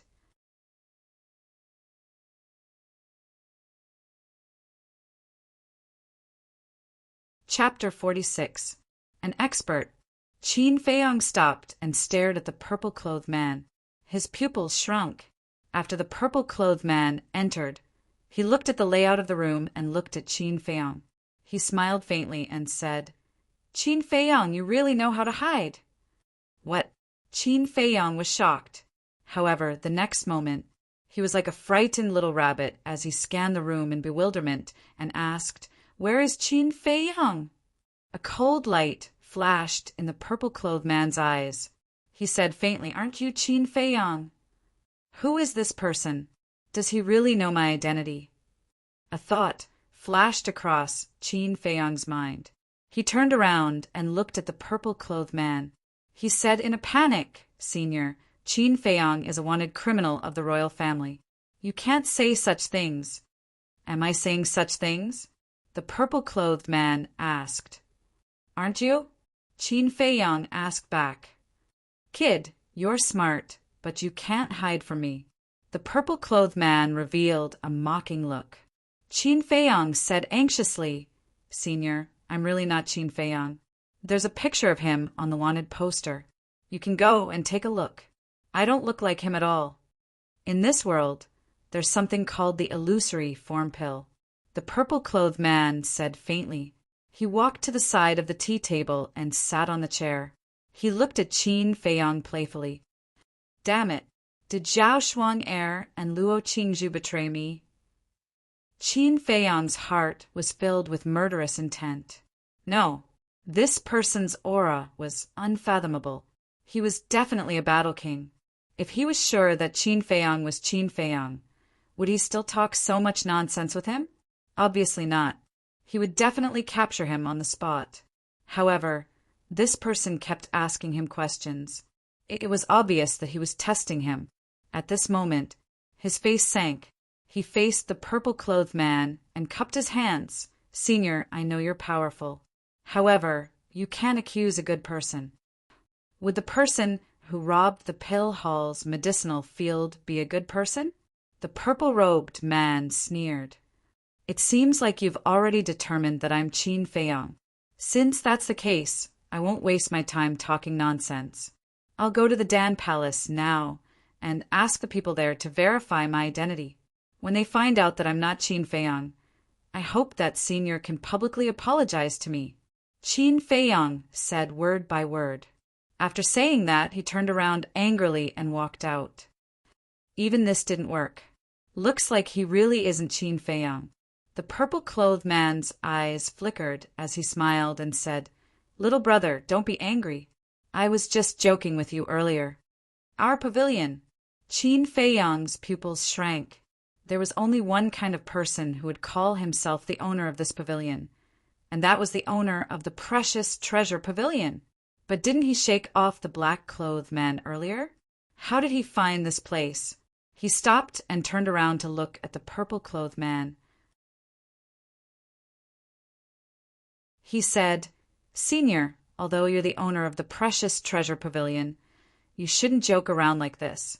If someone heard what you said just now, do you know how much trouble it would bring to this junior?" Yes, yes, yes. The purple-clothed man nodded and smiled. It's my fault. I hope you can forgive me. How should I address you, little brother? This junior is Jiang Haotian. Qin Feiyang said a name without hesitation. Jiang Haotian? The purple-clothed man frowned. Why hadn't he heard of this name before? With so many medicinal ingredients, he should at least have some reputation. The purple-clothed man said, May I ask where you live? What are your parents' names? What does this mean? Are you investigating me? Qin Feiyang frowned. I'm just curious. Please tell me the truth. The purple-clothed man smiled. Although he said it politely, it was obvious that he was forcing Jiang Haotian. Although I'm not a member of the Precious Treasure Pavilion, I still know a thing or two about the Precious Treasure Pavilion's rules. First, don't ask about the guest's origin. Second, don't ask about the origin of things. Third, don't follow the guest. Senior, as the pavilion master of the Precious Treasure Pavilion, shouldn't you set an example? Why do you want to test the law? Qin Feiyang said.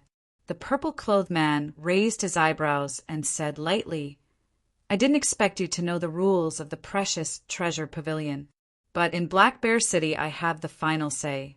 If I want you to answer, you have to answer. Qin Feiyang said, Then you'd better kill me. Otherwise, I'll definitely go to Yen City and ask the chief pavilion master of the Yen County if you, a pavilion master, can really cover the sky with one hand? You're courting death. The purple-clothed man suddenly stood up, his eyes flashing coldly. You're the one courting death. At this moment, a cold voice sounded. Two girls came into the room side by side. It was Luo Qingzhu and Zhao Shuang. Why are you here? Qin Feiyang frowned. Greetings, miss. The purple-clothed man shuddered and hurriedly bowed. What, miss? Qin Feiyang was surprised. Zhao Shuang smiled playfully and said, You still don't know, right? Sister Qingzhu is the daughter of the chief pavilion master of the Yen County. Qin Feiyang was shocked. 9 states and 18 counties. Every county had 4 magnates. They were the county king, the chief hall master of the Pill Hall, the chief hall master of the Martial Arts Hall, and the chief pavilion master of the Precious Treasure Pavilion. The 4 giants each had their own duties and were on equal footing. Luo Qingzhu's father, as the chief pavilion master of the Precious Treasure Pavilion of the Yen County, naturally had a high status. It was no wonder that the old man guarding the herb field had to be polite to Luo Qingzhu. It turned out that she had such a powerful background. Luo Qingzhu's face was cold as she looked at the purple-clothed man and said, I just heard you say that you're in charge here? Plop! The purple-clothed man directly knelt on the ground and begged, Miss, I was wrong. I will definitely change. Please don't tell the chief pavilion master, okay? Luo Qingzhu said, What about my friend? The purple-clothed man hurriedly looked at Qin Feiyang and said apologetically, Brother Haotian, I'm really sorry for what happened just now. Please forgive my ignorance and foolishness. It's not that simple. You wanted to kill me just now. Qin Feiyang said meaningfully. The purple-clothed man immediately understood and said, I'll solemnly apologize to you. What do you think? Since you're so sincere, I'll forgive you. Qin Feiyang said with a smile. Miss, what do you think? The purple-clothed man turned to look at Luo Qingzhu. Since the person involved doesn't want to pursue the matter, I'll let it go. You're on your own. Luo Qingzhu said expressionlessly. Thank you, Mississippi. The purple-clothed man was overjoyed. He hurriedly got up and left the room, closing the door. But before he closed the door, he gave Qin Feiyang a meaningful look.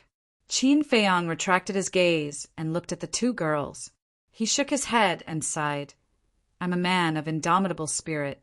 I've actually been saved by you 2 girls twice. It's really shameful. What's wrong with girls? Are you looking down on us?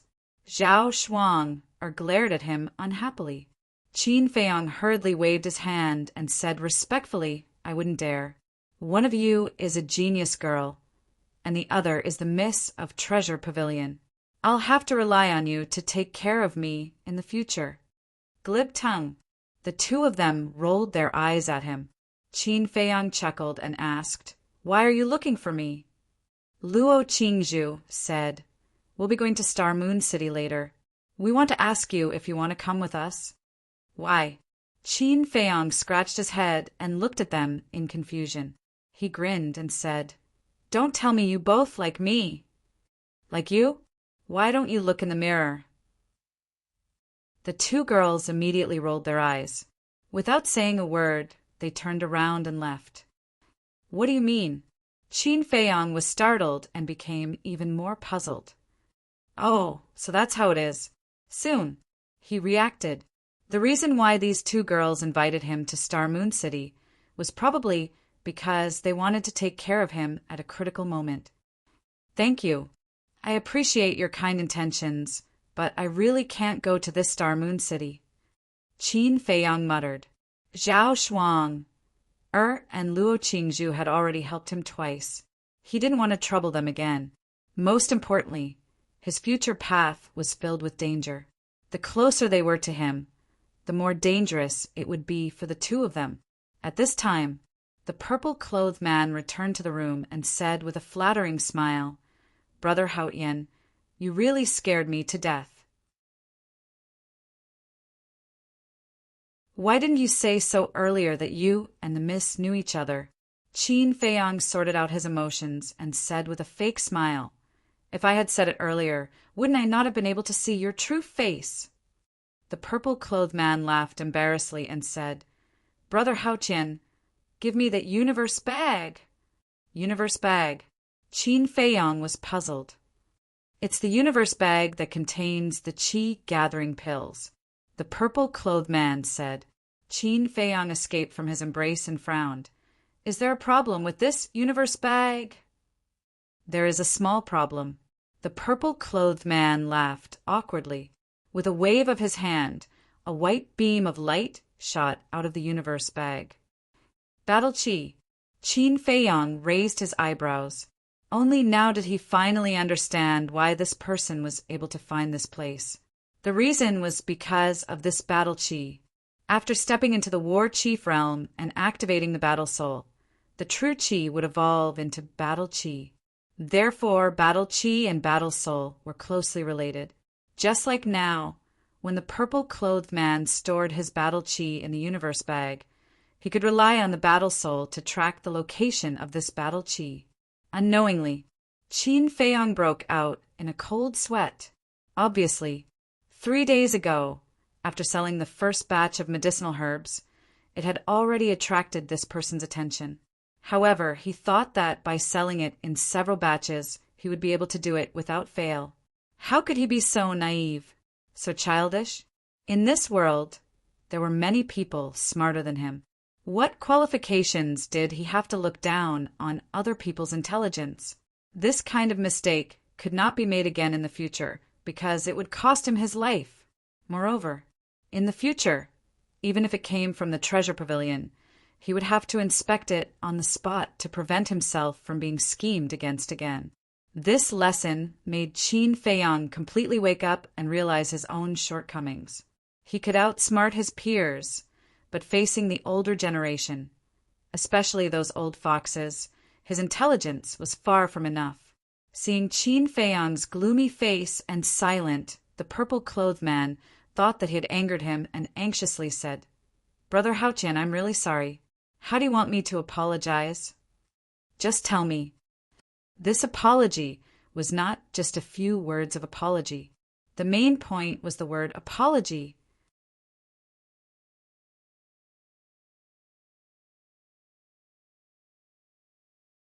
Chapter 47.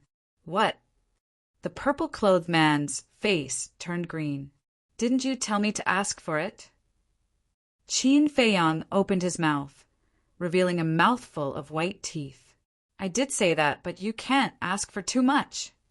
The purple-clothed man felt wronged. "You can refuse. I'm going to find Luo Qingzhu later anyway." Qin Feiyang smiled. What he meant was that if the purple-clothed man dared to refuse, he would instigate Luo Qingzhu to tell her father the truth. At that time, not only would the purple-clothed man lose his position as the pavilion master, but he would also be severely punished. The purple-clothed man's face turned gloomy. This youth was a trap. Qin Feiyang walked up and put his arm around the purple-clothed man's shoulder. Don't be like this. You and I both know that even if you give me 10 beast spirit pills, it won't be from your own pocket, right? The purple-clothed man's heart trembled. He didn't expect this kid to be a little fox. Can you do it or not? Say something. Qin Feiyang urged. The purple-clothed man gritted his teeth and nodded. Okay, but you have to promise me that if you have the chance, you will put in a good word for me in front of the young Mississippi. This is a small matter. Qin Feiyang readily agreed. Also, this is the first and last time. After all, the losses are too much, and it's easy for the higher-ups to find out. The purple-clothed man said, Don't worry, I'm an easy person to satisfy. I won't ask you for a silver coin in the future. Qin Feiyang laughed. Easy to satisfy? I can't tell. The purple-clothed man rolled his eyes. Sigh. This time he really suffered a double loss. The purple-clothed man shook his head and sighed as he left. In less than an hour, he asked the black-clothed man to deliver a chinquin bag. After sending the black-clothed man away, Qin Feiyang carefully counted. There were exactly 100,000 qi-gathering pills and 1 beast spirit pill. This time, he really made a big profit. However, he knew that this was all thanks to Luo Qingzhu. How can I thank them? After putting away the chinquin bag, Qin Feiyang lowered his head and pondered. A moment later, his eyes lit up. He found a brush, ink, and bamboo slips and concentrated on copying. He was copying a martial skill. Right now, he had nothing on him. He really couldn't take out any decent gifts. He only had the martial skills in his mind. Several hundred breaths later, with a wave of his hand, he finished writing the last word.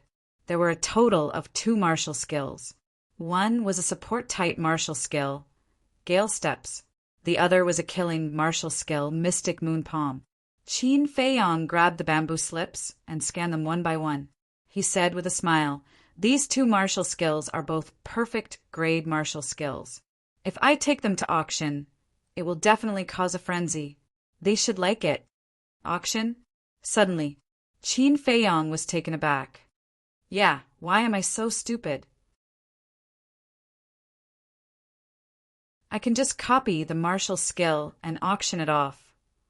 Immediately, Qin Feiyang couldn't help getting excited. The importance of martial skills was obvious to all, especially perfect grade martial skills. Even the big families of Black Bear City might not have them, even if there was at most only one. However, in his mind, there were hundreds of perfect grade martial skills. This was simply a huge treasure trove. He was sitting on a treasure trove, but he didn't know it at all. He was still racking his brains all day, thinking about how to earn gold coins. What a fool! He hurriedly found a bamboo slip, but just as he was about to copy it, he hesitated. Although in the imperial capital, perfect grade martial skills were very common, and all the big families had them, one had to know that this was Yan County. If a large number of perfect grade martial skills appeared, it might cause unnecessary trouble. It seemed that perfect grade martial skills couldn't be easily used. Then he would copy a high grade martial skill. However, what made Qin Feiyang vexed was that he couldn't find any high grade martial skills in his memory. In the past, other than perfect grade martial skills, he didn't care about the other grades of martial skills at all. So he didn't care about them. Who would have thought that he would still need them now? I seem to remember that once when I was bored, I saw a few high-grade martial skills. Think carefully. Qin Feiyang closed his eyes and thought hard. After thinking for a long time, he finally remembered a high-grade martial skill called Reckless Bull Fist. He picked up the brush and began to copy. Reckless Bull Fist. The fist wind was like the roar of a bull. It was known for its ferocity and was a high-grade martial skill. After copying, Qin Feiyang carefully checked it again.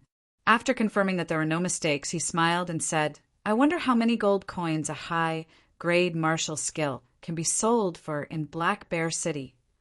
Then he put away the 3 bamboo slips, walked out of the room, closed the door, and went to the restaurant lobby. After asking the waiter about the location of the Jiang family, he left the restaurant and quickly went to the Jiang family. However, when he reached the Jiang family, he was told by the Jiang family servants that Luo Qingzhu and Zhao Shuang had already left.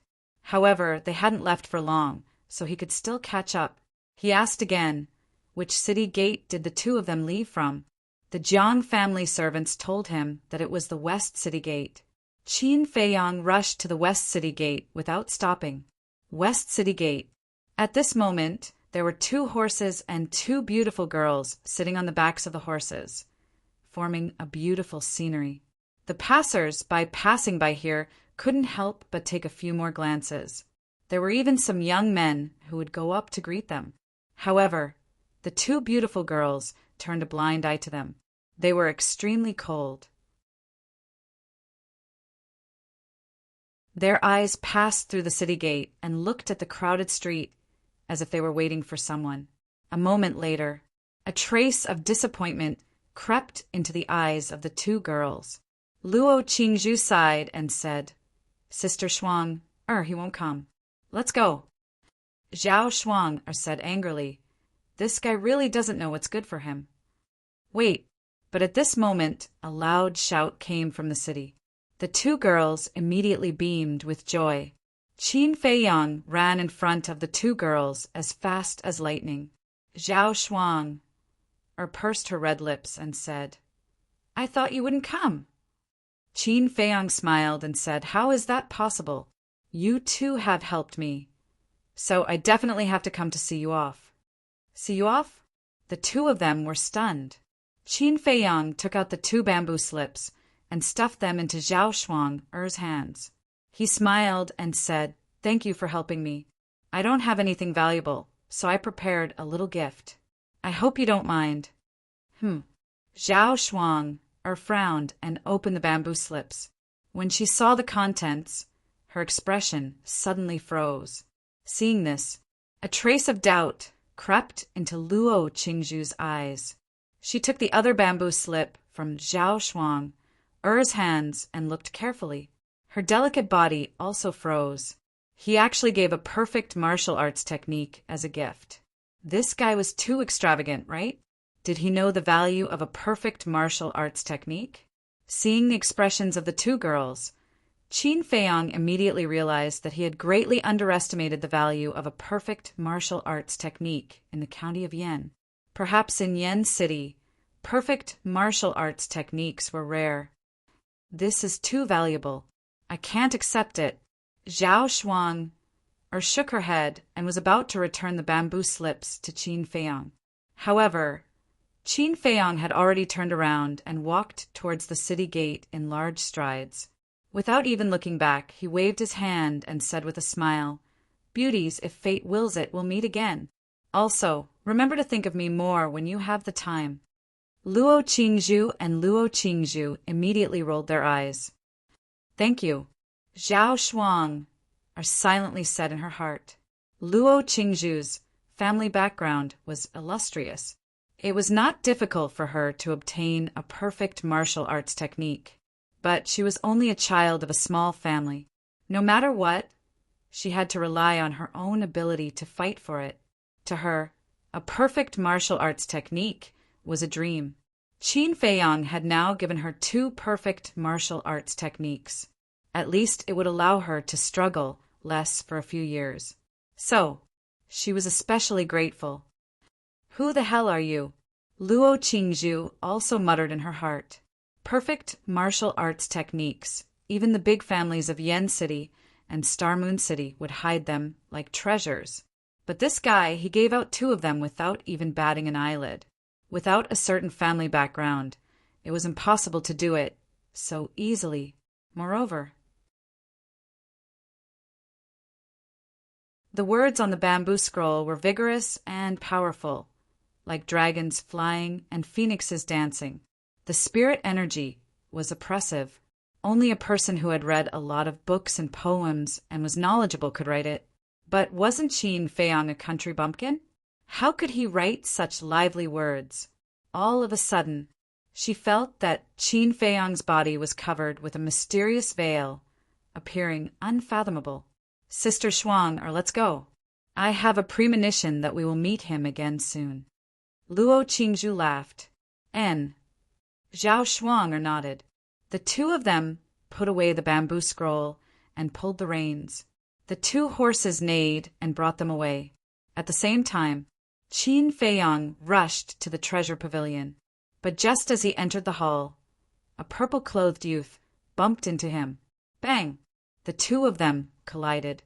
Qin Feiyang took 3 steps back. The purple-clothed youth staggered and fell to the ground. Asterisk, asterisk, asterisk, asterisk. The purple-clothed youth cursed on the spot, quickly got up and stared at Qin Feiyang. Don't you have eyes? You dare to bump into Laozi, believe it or not. Laozi will kill you. Mu Fei. Qin Feiyang was a little stunned. As the saying went, enemies are destined to meet. This was indeed true. Mu Fei saw that Qin Feiyang was silent, but looked at him strangely. He suddenly became angry and shouted, "What are you looking at? Didn't you hear Laozi's words? Hurry up and apologize to Laozi, or I will dig out your dog eyes." Apologize? Why don't you take a piss and look at yourself? Who do you think you are? Qin Feiyang was about to speak, but a disdainful voice sounded first. Another purple-clothed youth, surrounded by several guards, walked into the treasure pavilion and came to Qin Feiyang's side. He reached out and patted Qin Feiyang's shoulder, smiled, and said, "Brother, don't be afraid of him. He is just a coward." Jiang Wei. Qin Feiyang was stunned. It turned out to be an old acquaintance. Mu Fei frowned and sneered. "Jiang Wei, is he your father? You are so nosy. You have the wrong person. I am not his father." Qin Feiyang shook his head very seriously. Puff! The onlookers inside and outside burst into laughter. Was it necessary to be so insulting? However, Jiang Wei's face turned completely red. "Young master, this person is too insensible. You helped him with good intentions, but he insulted you like this. Just directly cripple him." "Young master, it was this person who came to find Mississippi," several servants next to him whispered and instigated, all with unkind eyes. Jiang Wei raised his eyebrows, looked up and down at Qin Feiyang for a moment, and suddenly said, "I was wondering why you looked so familiar. It turned out that night in the jungle, you were standing beside my cousin. Tell me honestly, are you my cousin's friend?" Qin Feiyang nodded. "Then we are also on the same side." Jiang Wei smiled very brightly, turned around and took a few steps back. Once again looking at Qin Feiyang, he instantly turned hostile, waved his hand and shouted, "What are you waiting for? Beat him to death."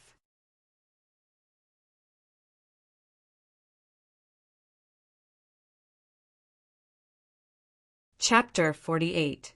Qin Feiyang glanced at the few servants, and the smile on his face suddenly disappeared. Bang! He struck out with his palm, and his true energy was like a dragon. Bang, bang, bang. Several servants spurted blood on the spot and flew out. There were many people outside, and they could not dodge in time and were smashed to the ground. This place was suddenly filled with wails. Jiang Wei and Mu Fei were dumbfounded. True energy. He was actually a martial master. The others were also dumbstruck. Qin Feiyang's changed appearance was a little pale, and his whole body exuded a scholarly aura. Therefore, everyone present thought that he was just an ordinary person who had no strength to truss a chicken. They were still worried when they saw the few servants pouncing on him just now. But they did not expect this person to be so secretive. Just as everyone was shocked, Qin Feiyang looked at Jiang Wei. Whoosh! He took a step forward and landed in front of Jiang Wei. His big hand was like an eagle's claw, directly grabbing Jiang Wei's neck. "Ah, brother, spare my life. I was wrong just now. I apologize to you. I apologize to you." Jiang Wei cried out in alarm, his heart flustered. As he shouted with all his might, he used all his strength to hit Qin Feiyang's fingers. At the same time, Mu Fei also squeezed into the crowd and was ready to escape. "Stop right there," Qin Feiyang said lightly. He didn't see me, he didn't see me." Mu Fei comforted himself and squeezed out with all his strength. "Mu Fei, do you need me to say it again?" Qin Feiyang spoke again. Mu Fei's body trembled and walked out of the crowd obediently. He stood there with his hands clasped together and was extremely nervous. Qin Feiyang said lightly, "I am a very reasonable person. Give me 100,000 gold coins each, and I will let this matter go. Otherwise, I will take off your clothes and make you run on the street." 100,000, not to mention Mu Fei. Even the bystanders around them were dumbfounded by what they saw. How was this reasonable? This was simply the behavior of a bandit. Qin Feiyang pursed his lips and said lightly, "Why? You can't take it out?" Mu Fei begged. "Big brother, 100,000 gold coins. There's really no other way. Can you reduce it a bit?" Jiang Wei also hurriedly nodded and said, "Yes, yes, yes, please be magnanimous and let us go this time. I promise that I will go around you the next time we meet. Don't fall into my hands again. Scram!" As soon as Qin Feiyang loosened his grip, Jiang Wei immediately collapsed to the ground. Mu Fei ran out of Treasure Pavilion like he was running for his life. However, Jiang Wei could not stand up. He shouted at the servants in a flustered and exasperated manner, "Why aren't you coming over to help me?" Those few servants ran over, grabbed Jiang Wei, and then turned around and fled like rats. "Young man, you were right to let them go." "That's right." One of them is the young master of the Mu clan, while the other is the young master of the Jiang clan. Even if you're a martial master, you can't afford to offend them. You'd better leave quickly. The two of them are famous for being vengeful. They'll definitely bring people to find trouble with you later. The surrounding crowd advised. "Thank you for your concern." Qin Feiyang cupped his hands and thanked them. He looked at a staff member next to him and said, "Take me to see the pavilion master." "See the pavilion master?" The staff member frowned and asked, "May I ask how to address the young master? Can you make an appointment with the pavilion master in advance?" "So it's young Master Jiang. Please forgive me for not going out to meet you." The black-clothed man hurriedly walked over. Originally, he was upstairs. When he heard the commotion downstairs, he came down to take a look. He didn't expect it to be this young master. After coming to Qin Feiyang's side, he looked at the staff member and scolded. "This young Master Jiang is the pavilion master's guest. Don't be rude." The man's face changed and hurriedly said, "I have eyes but failed to recognize Mount Tai. Please forgive me for my previous offense." "It's fine." Qin Feiyang smiled and followed the black-clothed, large man up the stairs. "I can't tell that he's actually the pavilion master's guest. No wonder he disdained Mu Fei and Jiang Wei." "That's not right. Is there anyone surnamed Jiang in our Black Bear City?" Everyone was puzzled. On the second floor in the VIP room, the purple-clothed man was leisurely drinking tea, but when he saw Qin Feiyang come in, he spat out a mouthful of tea on the spot. Qin Feiyang's face twitched, and he teased, "Pavilion Master, I know you want to see me very much, but you don't have to be so excited. This makes me a little flattered." These words almost made the purple-clothed man spit out a mouthful of old blood. He really wanted to ask Qin Feiyang, where did he get the idea that he was excited? And where did he get the idea that he wanted to see him? Was it really good to be so narcissistic? Phew! He let out a long breath, looked at the black-clothed man, and waved his hand. "You can go out." "Yes." The black-clothed man bowed and left, closing the door. It was the first time he saw the pavilion master being defeated. His face was red, and he wanted to laugh, but didn't dare to. The purple-clothed man returned to his seat and asked weakly, "Didn't you say? You didn't ask me for half a silver coin. Why are you here now?" Qin Feiyong was stunned. He sat opposite the purple-clothed man and said, "Do you think I'm here to blackmail you? Aren't you?" The purple-clothed man frowned. "Actually, I'm quite kind." Qin Feiyong smiled faintly, took out the bamboo scroll, and placed it on the tea table. "To hell with your kindness." The purple-clothed man looked at him disdainfully, got up, grabbed the bamboo scroll, and opened it. A superior martial arts technique. He looked at Qin Feiyong in surprise. Qin Feiyong smiled and said, "It's indeed a superior martial arts technique, but it's not for you. I want to ask you to help me auction it." "Auction it?" The purple-clothed man was stunned for a moment and asked, "Have you thought it through?" Qin Feiyong nodded. "Okay, Li Si, come in." The purple-clothed man shouted at the door. The black-clothed man entered the VIP room again, bowed, and said, "Pavilion Master, what are your orders?" "Take this and auction it off." The purple-clothed man threw the bamboo scroll over. "Be quick," Qin Feiyong added.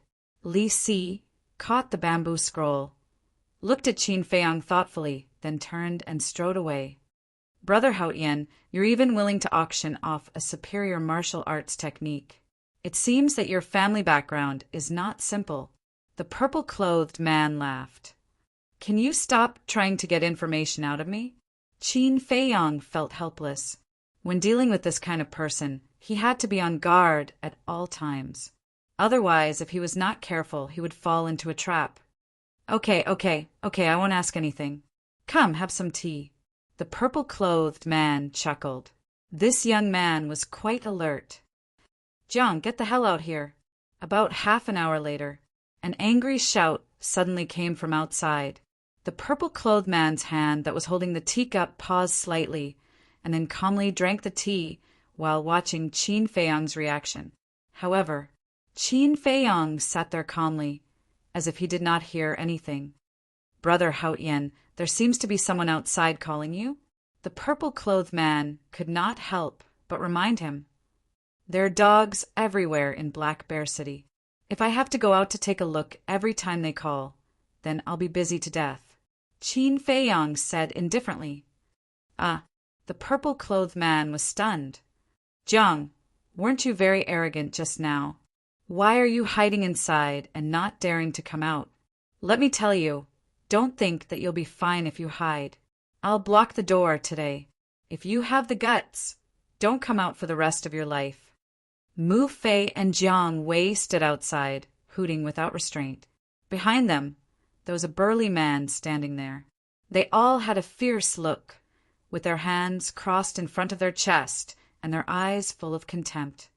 Even the martial ancestor of the family is here. It seems that the two of them are serious this time.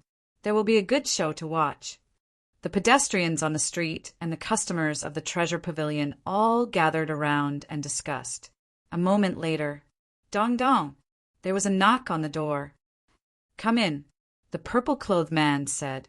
The black-clothed man pushed the door and walked into the room. He held a chinkuin bag in his hand and handed it to the purple-clothed man. "The bamboo scroll has been auctioned. The gold coins are inside. Give it to him." The purple-clothed man pointed at Qin Feiyong with his mouth.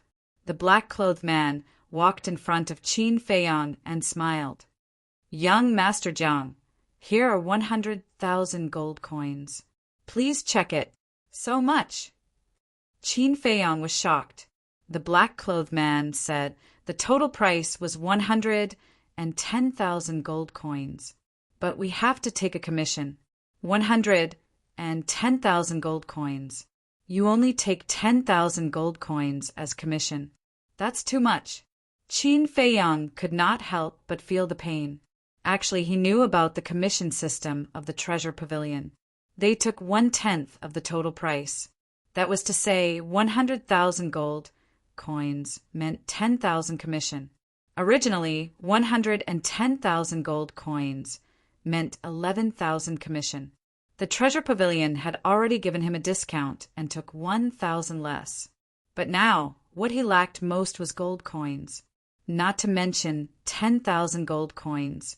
Even if it was 100 gold coins, he would feel distressed.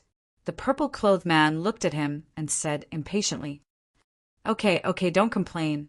If you change it now, I'll give you the market price. Qin Feiyang said, That's all right. Give me all of them. All of them. The purple-clothed man was stunned and smiled bitterly. It seems that my treasure pavilion's gathering chi pills will be bought by you sooner or later. He looked at the black-clothed man again and said, Go and change it for him. Yes. The black-clothed man bowed and retreated. Knock, knock. But then, there was another knock on the door. Who is it? The purple-clothed man asked. The door was pushed open. 2 middle-aged men came in one after the other. The purple-clothed man was slightly stunned. He looked at Qin Feiyang with deep meaning. He got up and greeted them with a smile. Mu Jia's lord, Jiang Jia's lord, what wind blew you here today? Lord. Qin Feiyang's heart trembled. The purple-clothed man reminded him that the 2 men in front of him are the lord of Jiang Jia and the lord of Mu Jia. Jiang Jia's lord smiled. Brother Pei, this time we came here shamelessly because we want to ask you for a favor. Mu Jia's lord looked at Qin Feiyang and whispered, Brother Pei, is it convenient to talk now? The purple-clothed man said, Of course it's convenient. Brother Haotian is not an outsider. Both of them showed a trace of surprise in their eyes. Then they nodded politely to Qin Feiyang. Qin Feiyang also smiled. Jiang Jia's lord looked at the purple-clothed man and said, Brother Pei, I don't know if you have a copy of the martial arts you just sold? If so, we're willing to buy it at a high price. Mu Jia's lord nodded. However, the purple-clothed man's face darkened. He said in a low voice, Brother Mu, Brother Jiang, you know the rules of our precious treasure pavilion. We will never copy martial skills behind the owner's back. You're asking too much.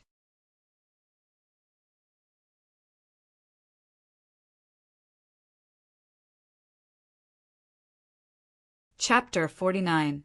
On the surface, the man's words seem to be condemning the 2, but in fact he's talking to Qin Feiyang. He doesn't want Qin Feiyang to misunderstand that the treasure pavilion has a private copy of martial arts, so as not to affect their relationship. At the same time, Qin Feiyang also secretly breathed a sigh of relief. He thought that Lord Mu and Lord Jiang came to trouble him, but it turned out that they just came to buy martial arts, which is a good opportunity to make money. At this time, Li Si walked into the room and saw the atmosphere of the scene. Something is wrong. He handed the Qinquan bag to Qin Feiyang and stood silently. Qin Feiyang counted the items and put away the Qinquan bag. He got up and smiled. Mu Jia's lord, Jiang Jia's lord, that martial skill is mine. If you really want it, then arrange the auction price. 110,000 gold coins. Yours? Really? The 2 were surprised. No wonder they're suspicious. It's because Qin Feiyang looks too weak. How can such a person have a martial arts skill? However, the man in purple frowned. His displeasure was obviously written on his face. Qin Feiyang smiled. Of course, if you accept this price, I'll copy it for you now. Good. I'll give you 110,000 gold coins right away. The 2 each took out a Qinquan bag and put it on the tea table. Obviously, they came prepared.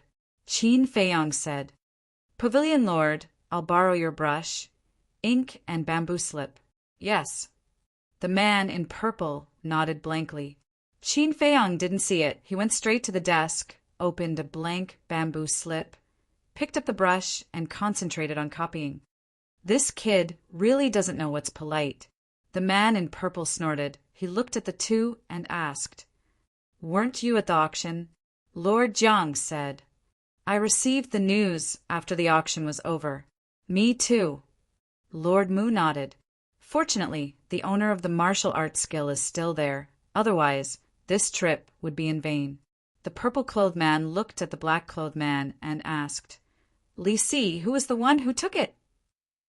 The man in black replied respectfully, Pavilion Master, it's the Ling family. The purple-clothed man suddenly understood. A moment later, Qin Feiyang finally managed to copy it. As soon as he stopped writing, the Mujia's lord hurriedly ran up and scanned the text on the bamboo slip. Their eyes gradually lit up. Qin Feiyang smiled and said, That's enough. Take it. Thank you. The two of them cupped their hands and thanked him. Then, each of them grabbed a bamboo slip and left in a hurry. Strange.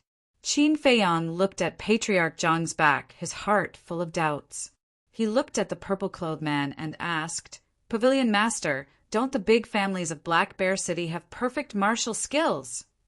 Humph. The purple-clothed man snorted and returned to his seat, ignoring Qin Feiyang. Qin Feiyang froze for a moment, then shook his head and laughed. He walked to the tea table and grabbed a chinquan bag. After a little counting, he took out 20,000 gold coins and piled them on the ground. He smiled and said, Pavilion Master, this is the commission. Please accept it. Seeing this, the purple-clothed man smiled. This kid is quite sensible. After all, this is Treasure Pavilion. Qin Feiyang and the Mujia's lord made a private deal in front of him. It's disrespectful to him and Treasure Pavilion. In fact, to put it bluntly, Treasure Pavilion will earn less commission. This is what the purple-clothed man was dissatisfied with. But as long as Qin Feiyang takes out the commission, it's a different story. Ahem. The purple-clothed man coughed. Li Si understood and hurriedly put away the 20,000 gold coins. The purple-clothed man smiled and said, Brother Haotian, we're all on the same side. Why are you so polite? Qin Feiyang said, Since you're not polite, then give it back to me. The smile on the purple-clothed man's face stiffened. He coughed and said, Black Bear City is just a small city. Perfect martial arts are rare even in large cities. How can the families here have it? There's only one kind of martial arts in their family. Qin Feiyang frowned. Ling family and Mu Jia don't have it. But the Jiang family has the support of the Pavilion Master. How can they not have it? The purple-clothed man hesitated for a moment and shook his head. Although the Pavilion Master is a member of the Jiang family, there are various subtle relationships. In short, these things are not something you and I are qualified to discuss. Subtle. Qin Feiyang's eyes flashed. The relationship between Luo Qingzhu's family is really confusing. In this case, it also makes sense. There are 3 big families in Black Bear City. They are the Jiang family, the Mu family, and the Ling family. The 3 big families fight openly and secretly. They are like fire and water. But because their strength is not much different, they can't suppress the other 2 and take the lead. This time, the Ling family got the bull fist and mastered 2 kinds of superior martial arts. Their overall strength will undoubtedly double. The Jiang family and the Mu family naturally can't sit still and hurried to the Treasure Pavilion to buy the bull fist. This way, they won't be pulled apart by the Ling family. Thinking this through, Qin Feiyang was filled with emotions. He never thought that the martial arts that he looked down on before could change the situation of Black Bear City. It can be seen how big the gap between the Yan County and the capital is. He didn't continue to stay. Qin Feiyang said goodbye and walked out of the VIP room and went to the first floor. This trip was very worth it. First of all, he made a lot of money. In addition to the hundreds of thousands of qi gathering pills, he also had an extra 200,000 gold coins.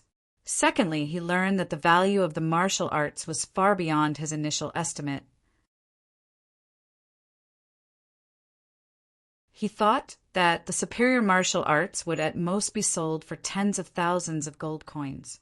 The result was that it was sold for 110,000 gold coins. If it was a perfect martial arts, wouldn't it be sold for millions or even more?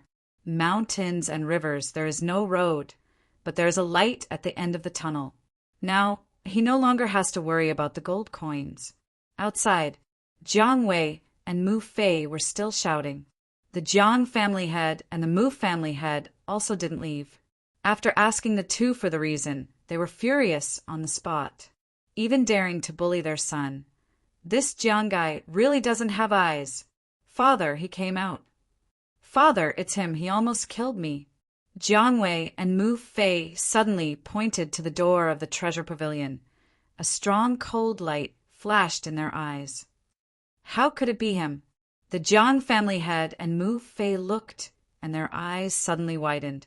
Just now in the VIP room, the man in purple only said Brother Haotian and didn't mention Qin Feiyang's surname. Li Si also didn't. Jiang Wei and Mu Fei only knew that the person who bullied them was surnamed Jiang. Therefore, it wasn't until now that the Mu family head and Mu Fei knew that this Jiang guy was the one who sold them the martial arts. Father, you must teach him a good lesson. Yes, this kind of person. If you don't give him a taste of bitterness, he won't know his own weight. Jiang Wei and Mu Fei didn't notice the abnormality in their father's expression at all. They proudly looked at Qin Feiyang, as if to say, "Boy, you're so arrogant, now you're dead." Qin Feiyang walked out of the treasure pavilion and stood on top of the steps. He looked at the two patriarchs and frowned. Two patriarchs? What do you mean by this? Jiang family had asked. May I ask little brother's name? Jiang Haotian. Qin Feiyang said. It's really the same person.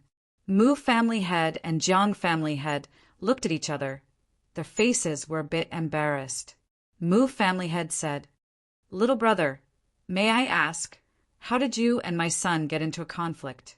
I just accidentally bumped into Mu Fei, and he broke out and scolded me. He also threatened to kill me. As for Jiang Wei, he came with a group of servants. When he heard that I was Luo Qingzhu's friend, he ordered the servants to beat me to death. Two lords, I just want to ask in broad daylight, they are so arrogant. Is there any law in Black Bear City? Qin Feiyang looked at the two lords, his tone aggressive. Jiang Wei angrily said, Fart, obviously you said you're my father, so I ordered the servants to beat you. Jiang family head's eyes were cold. Jiang family head, I didn't say that, it was Mu Fei who said it. At that time I denied it. If you don't believe me, you can ask everyone. Qin Feiyang pointed to the crowd around him. Seeing his self-righteous look, the people around him tried to stifle a smile on their faces. Jiang family head flew into a rage. The spearhead suddenly pointed at Mu Jia's lord. He shouted, This is your good son. If you really don't have the ability, just tell me, I'll help you teach him. Mu Jia's lord sneered. Jiang, old dog, your son is not a good thing. What qualifications do you have to talk about me? Old thief Mu, say it again. What can you do if I say it? Okay, you have guts in a month's big hunting game. I'll make your Mu Jia look good. Don't be complacent. It's still unknown who will look good. Mu Fei, come back with me. Jiang Wei, come home with me. The two lords quarreled, yelled at Jiang Wei and Mu Fei, then turned and left angrily. Jiang Wei and Mu Fei stood there stupidly. What's going on? Aren't they looking for Jiang Haotian to settle accounts? How come these two old guys are quarreling first? Not only did they quarrel, but they also left? What are you still doing? Believe it or not, I'll kill you on the street. The two lords glared at Jiang Wei and Mu Fei. The two didn't dare to stay any longer. They hurriedly followed. The two martial ancestor realm experts they brought with them didn't dare to have any objections. They quickly turned and chased after them. Qin Feiyang was stunned. The crowd around them also didn't recover for a long time. That's it. They clearly said that they would teach Jiang Haotian a lesson. They were all waiting to watch a good show, but the result was nothing. Isn't this too funny? Everyone looked at Qin Feiyang. In a few words, he diverted the fire of war. making the two lords fight each other. But he, the source of the disaster, was completely ignored. How can this kid's head be so smart? Jiang Hao In.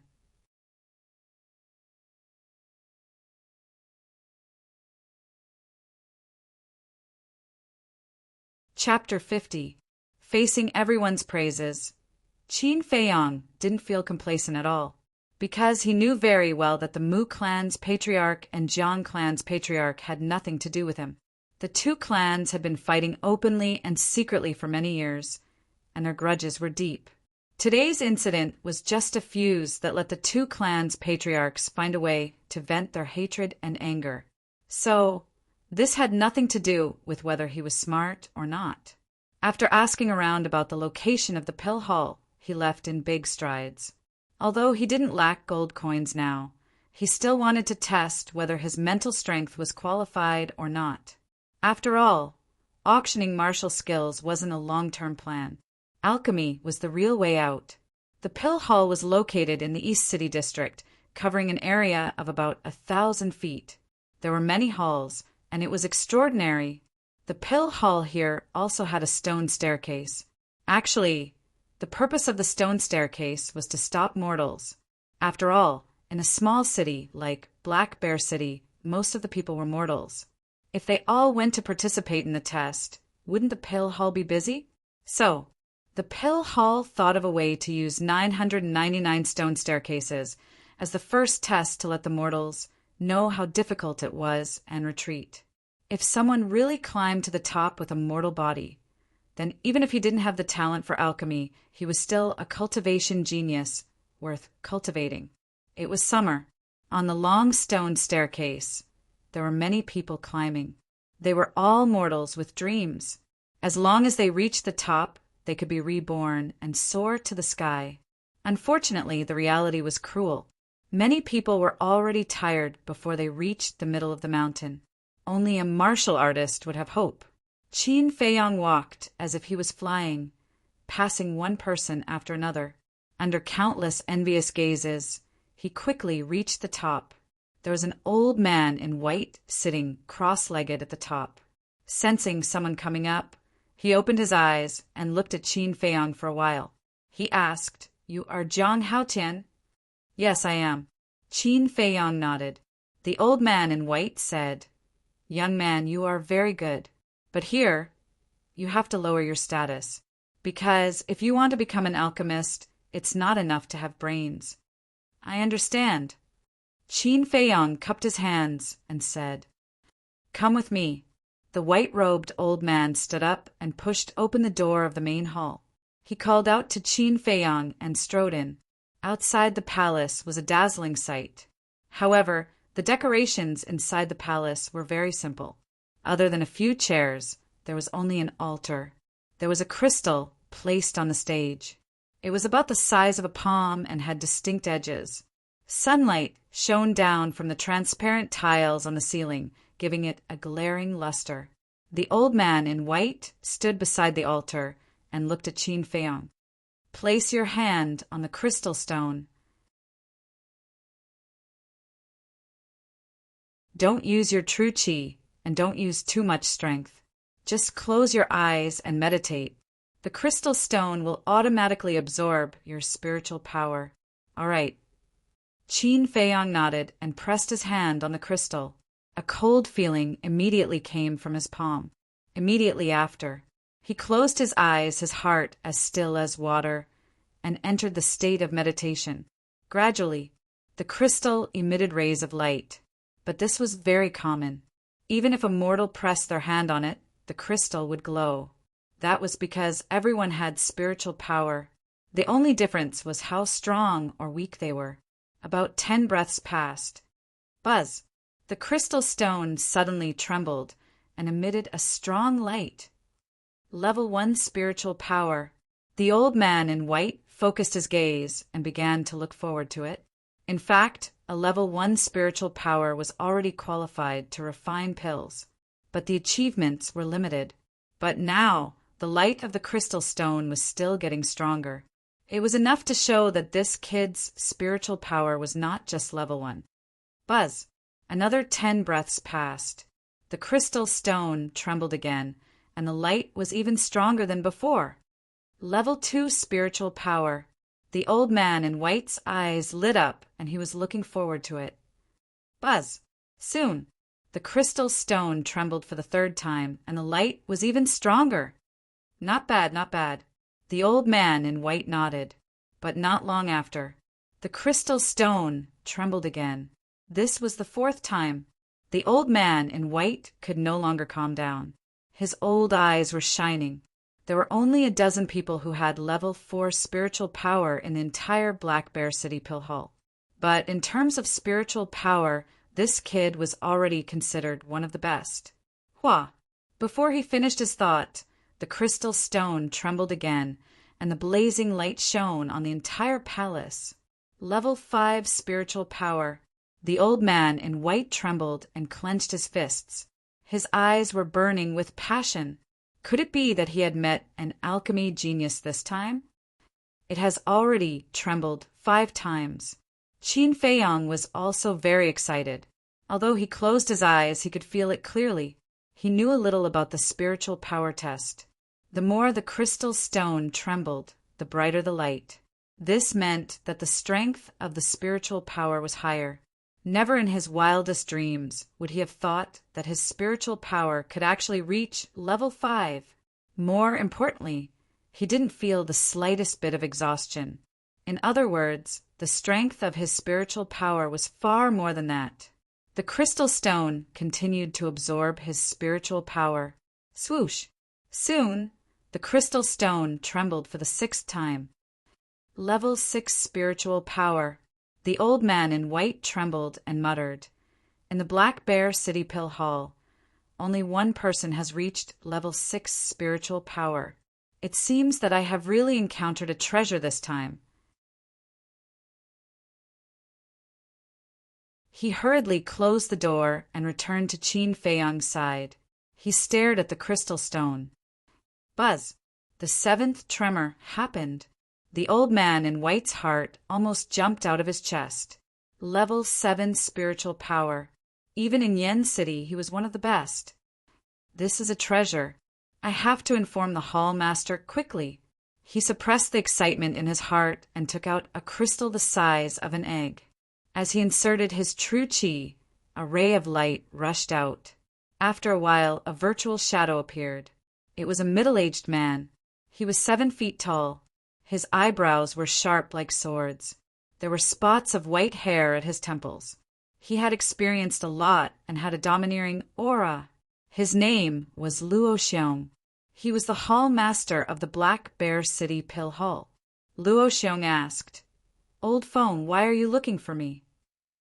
The old man in white said hurriedly, "Come to the testing hall immediately." "What for?" Luo Xiong was puzzled. "Don't talk nonsense. Hurry up." After the old man in white finished speaking, he waved his hand and the virtual shadow quickly disappeared. Buzz, buzz! At this moment, the crystal stone trembled for the 8th time. The light that bloomed made it almost impossible for people to open their eyes. Level 8 spiritual power. How is this possible? Even in the entire Yen County, there is only one person like this. The old man in white went completely crazy. He even wanted to hug Qin Feiyong in his arms and give him a few kisses. At the same time, Qin Feiyong's heart couldn't calm down. Level 8 spiritual power. Even in the capital, he was a genius in alchemy. What excited him the most was that until now, his spiritual power didn't show any signs of exhaustion. This meant that the strength of his spiritual power was more than level 8. No, I don't plan to enter the pill hall yet. I can't continue like this. Otherwise, I will definitely be entangled by the people from the pill hall. At this point, Qin Feiyong's body shook violently. He pretended that his spiritual power was exhausted. He retracted his hand and held his head. He looked dispirited. However, just as he retracted his hand, the crystal stone trembled again. Damn! Qin Feiyong cursed in his heart. Was there anyone who teased him like this? He had already retracted his hand. He actually did it again. He couldn't even keep a low profile. He looked at the old man in white. As expected, the expression of the old man in white was extremely exaggerated. His two eyeballs almost popped out. This kid actually had level 9 spiritual power. Unbelievable. It was really unbelievable. Let's take this chance to retreat. Qin Feiyang turned around quietly and sneaked towards the door. Stop! But at this moment, the old man in white suddenly roared. He turned around and looked at him. His old eyes shone brightly. Qin Feiyang's body stiffened. He immediately knew that something was wrong.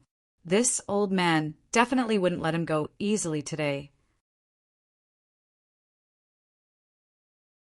Cough, cough. Qin Feiyang coughed dryly and said with a smile, Senior, there must be something wrong with the crystal stone. So, please don't take what you saw just now seriously. I'll take my leave. After that, he rushed towards the door angrily as if he was running for his life. Creak! But suddenly, the door was pushed open. Luo Xiong stood outside the door. Seeing Qin Feiyang rushing towards him, he frowned. You came just in time. Qin Feiyang was overjoyed. He stepped out of the door and was about to escape. Temple Master, stop him! But at this moment, the old man in white suddenly shouted, Humph! Luo Xiong snorted coldly and grabbed Qin Feiyang's clothes with a backhand. Then he threw Qin Feiyang into the main hall. Qin Feiyang rolled in front of the white-clothed old man like a ball. Luo Xiong followed him into the hall and closed the door. He looked at Qin Feiyang unkindly and was about to ask the old man in white about the situation. Temple Master, I only asked you to stop him. I didn't ask you to throw him. But the old man in white stared at him angrily. He hurriedly helped Qin Feiyang up and said with concern, Little brother, are you all right? Our temple master has a bad temper. Don't argue with him. What? Luo Xiong was stunned. His face was filled with confusion. I'm fine, I'm fine. Qin Feiyang waved his hand and said with a smile. He hurriedly said, Senior, I still have something to do. Can you let me know? Without waiting for him to finish his words, the old man in white shook his head decisively and said seriously, You have level 9 mental power. Only by entering the pill hall will your talent not be wasted. Level 9 mental power? Luo Xiong was shocked. Qin Feiyang looked at Luo Xiong and felt bitter. He said to the old man in white, Senior, I already said that there must be something wrong with the crystal. If you don't believe me, we can try again. The old man in white frowned. He really couldn't understand why this kid would deny his talent. He pondered for a while. He nodded and said, All right, I will satisfy you. Change to another crystal and try again. But if you really have level 9 mental power, you must stay in the pill hall. Yes, yes, yes. Qin Feiyang nodded like he was pounding garlic. The old man in white took out a brand new crystal from his Qinquan pouch and signaled Qin Feiyang to press it. After Qin Feiyang pressed his hand on it, the crystal trembled. Qin Feiyang secretly laughed. He immediately retracted his hand and rubbed his head. He shook his head and said, Senior, I can't take it anymore. My head is dizzy. What? The old man in white was shocked. Could it be that there was something wrong with the crystal? Senior, can I leave now? Qin Feiyang asked. The old man in white was still confused. He instinctively nodded. Immediately.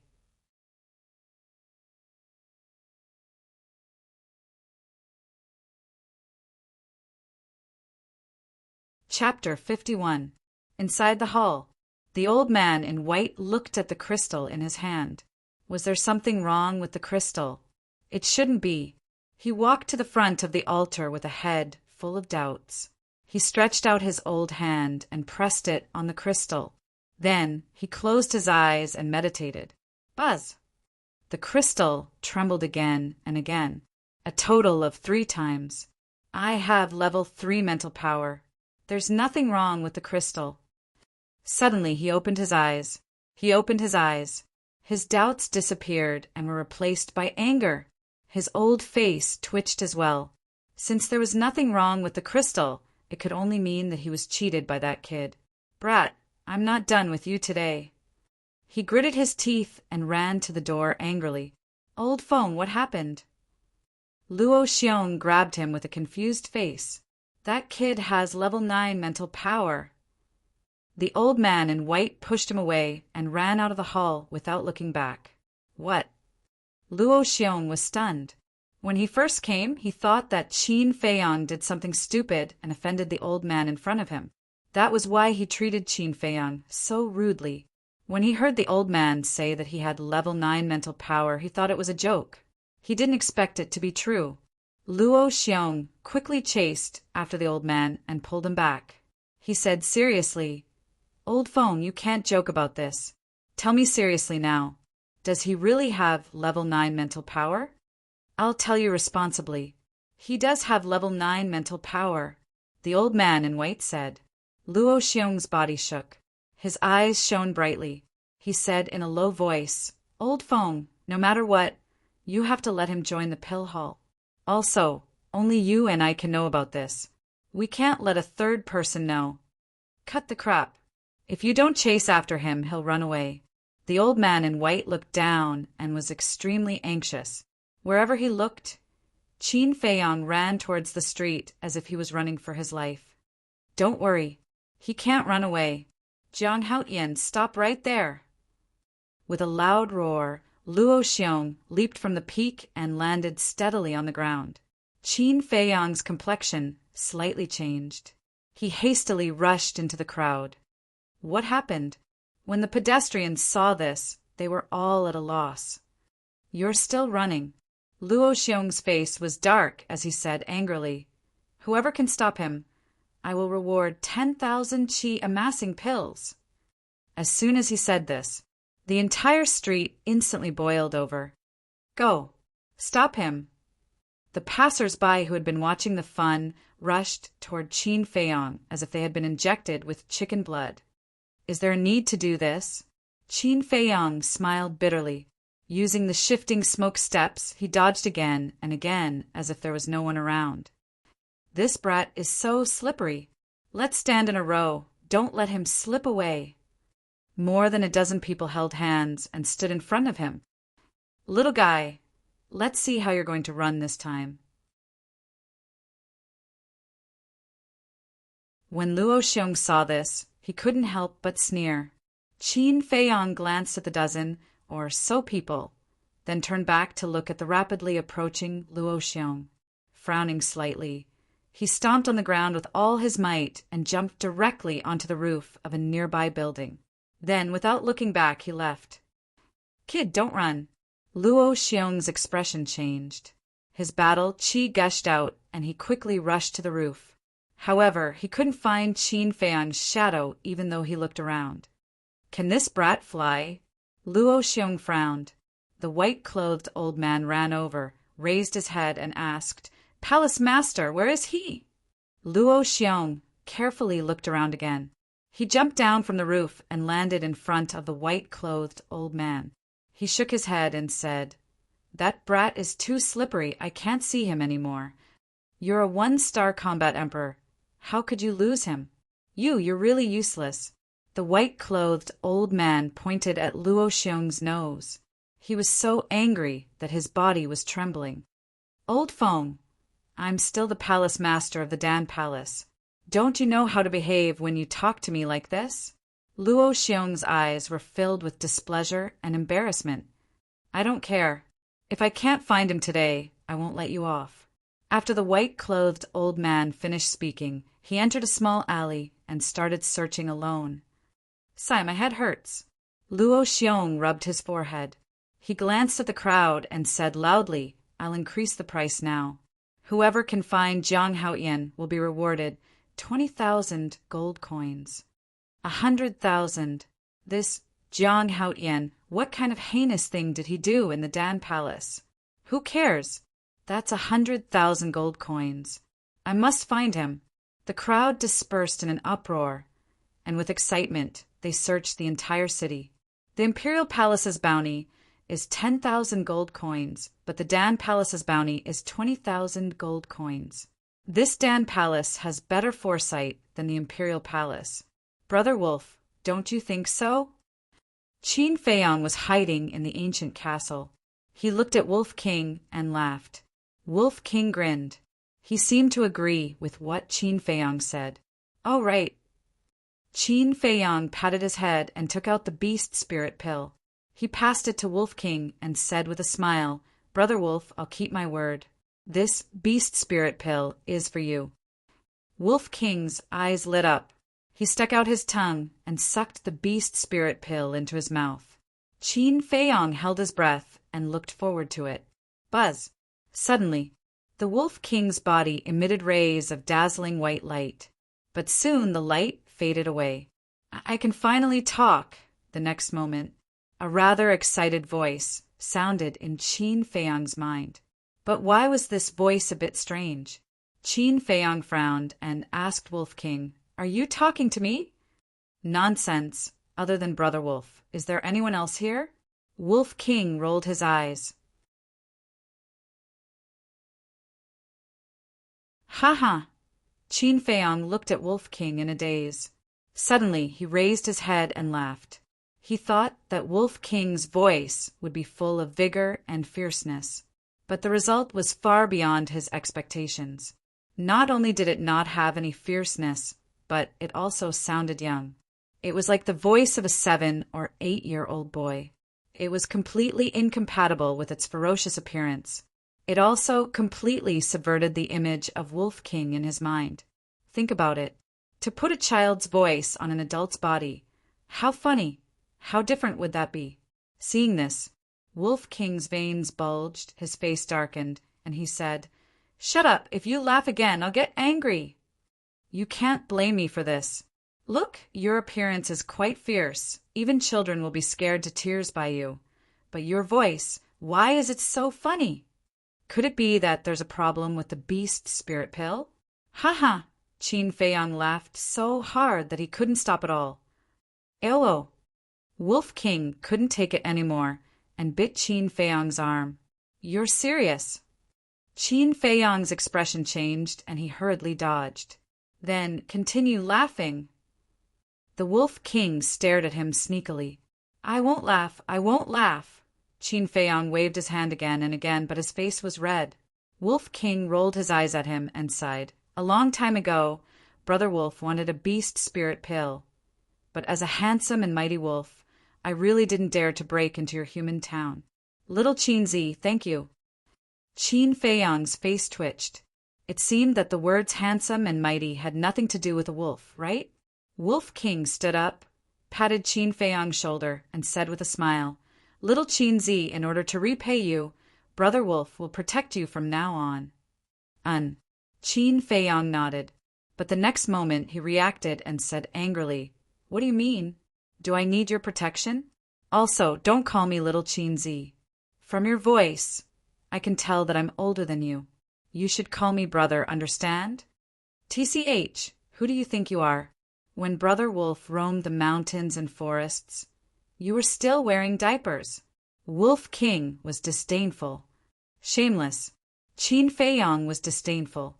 According to his estimation, Wolf King had been born for at most 8 years. In other words, when he became famous in the imperial capital, Wolf King was not even born yet. Ow! The Wolf King didn't say anything and took another bite. Ouch, ouch, ouch. Ow! Wolf cub, let go. Ow! If you don't let go, Brother Wolf will beat you. Ow!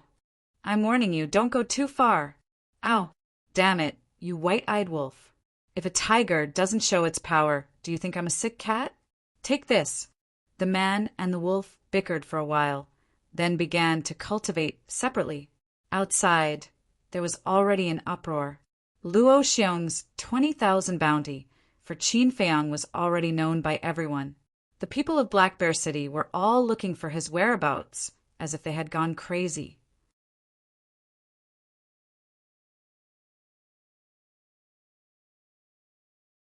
The restaurant he was staying in was also found very quickly. After the white-clothed old man heard the news, He had been waiting there, waiting for him. That afternoon, Luo Xiong increased the bounty again, 30,000.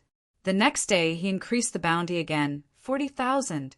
In the end, Luo Xiong put a bounty of 100,000 gold coins.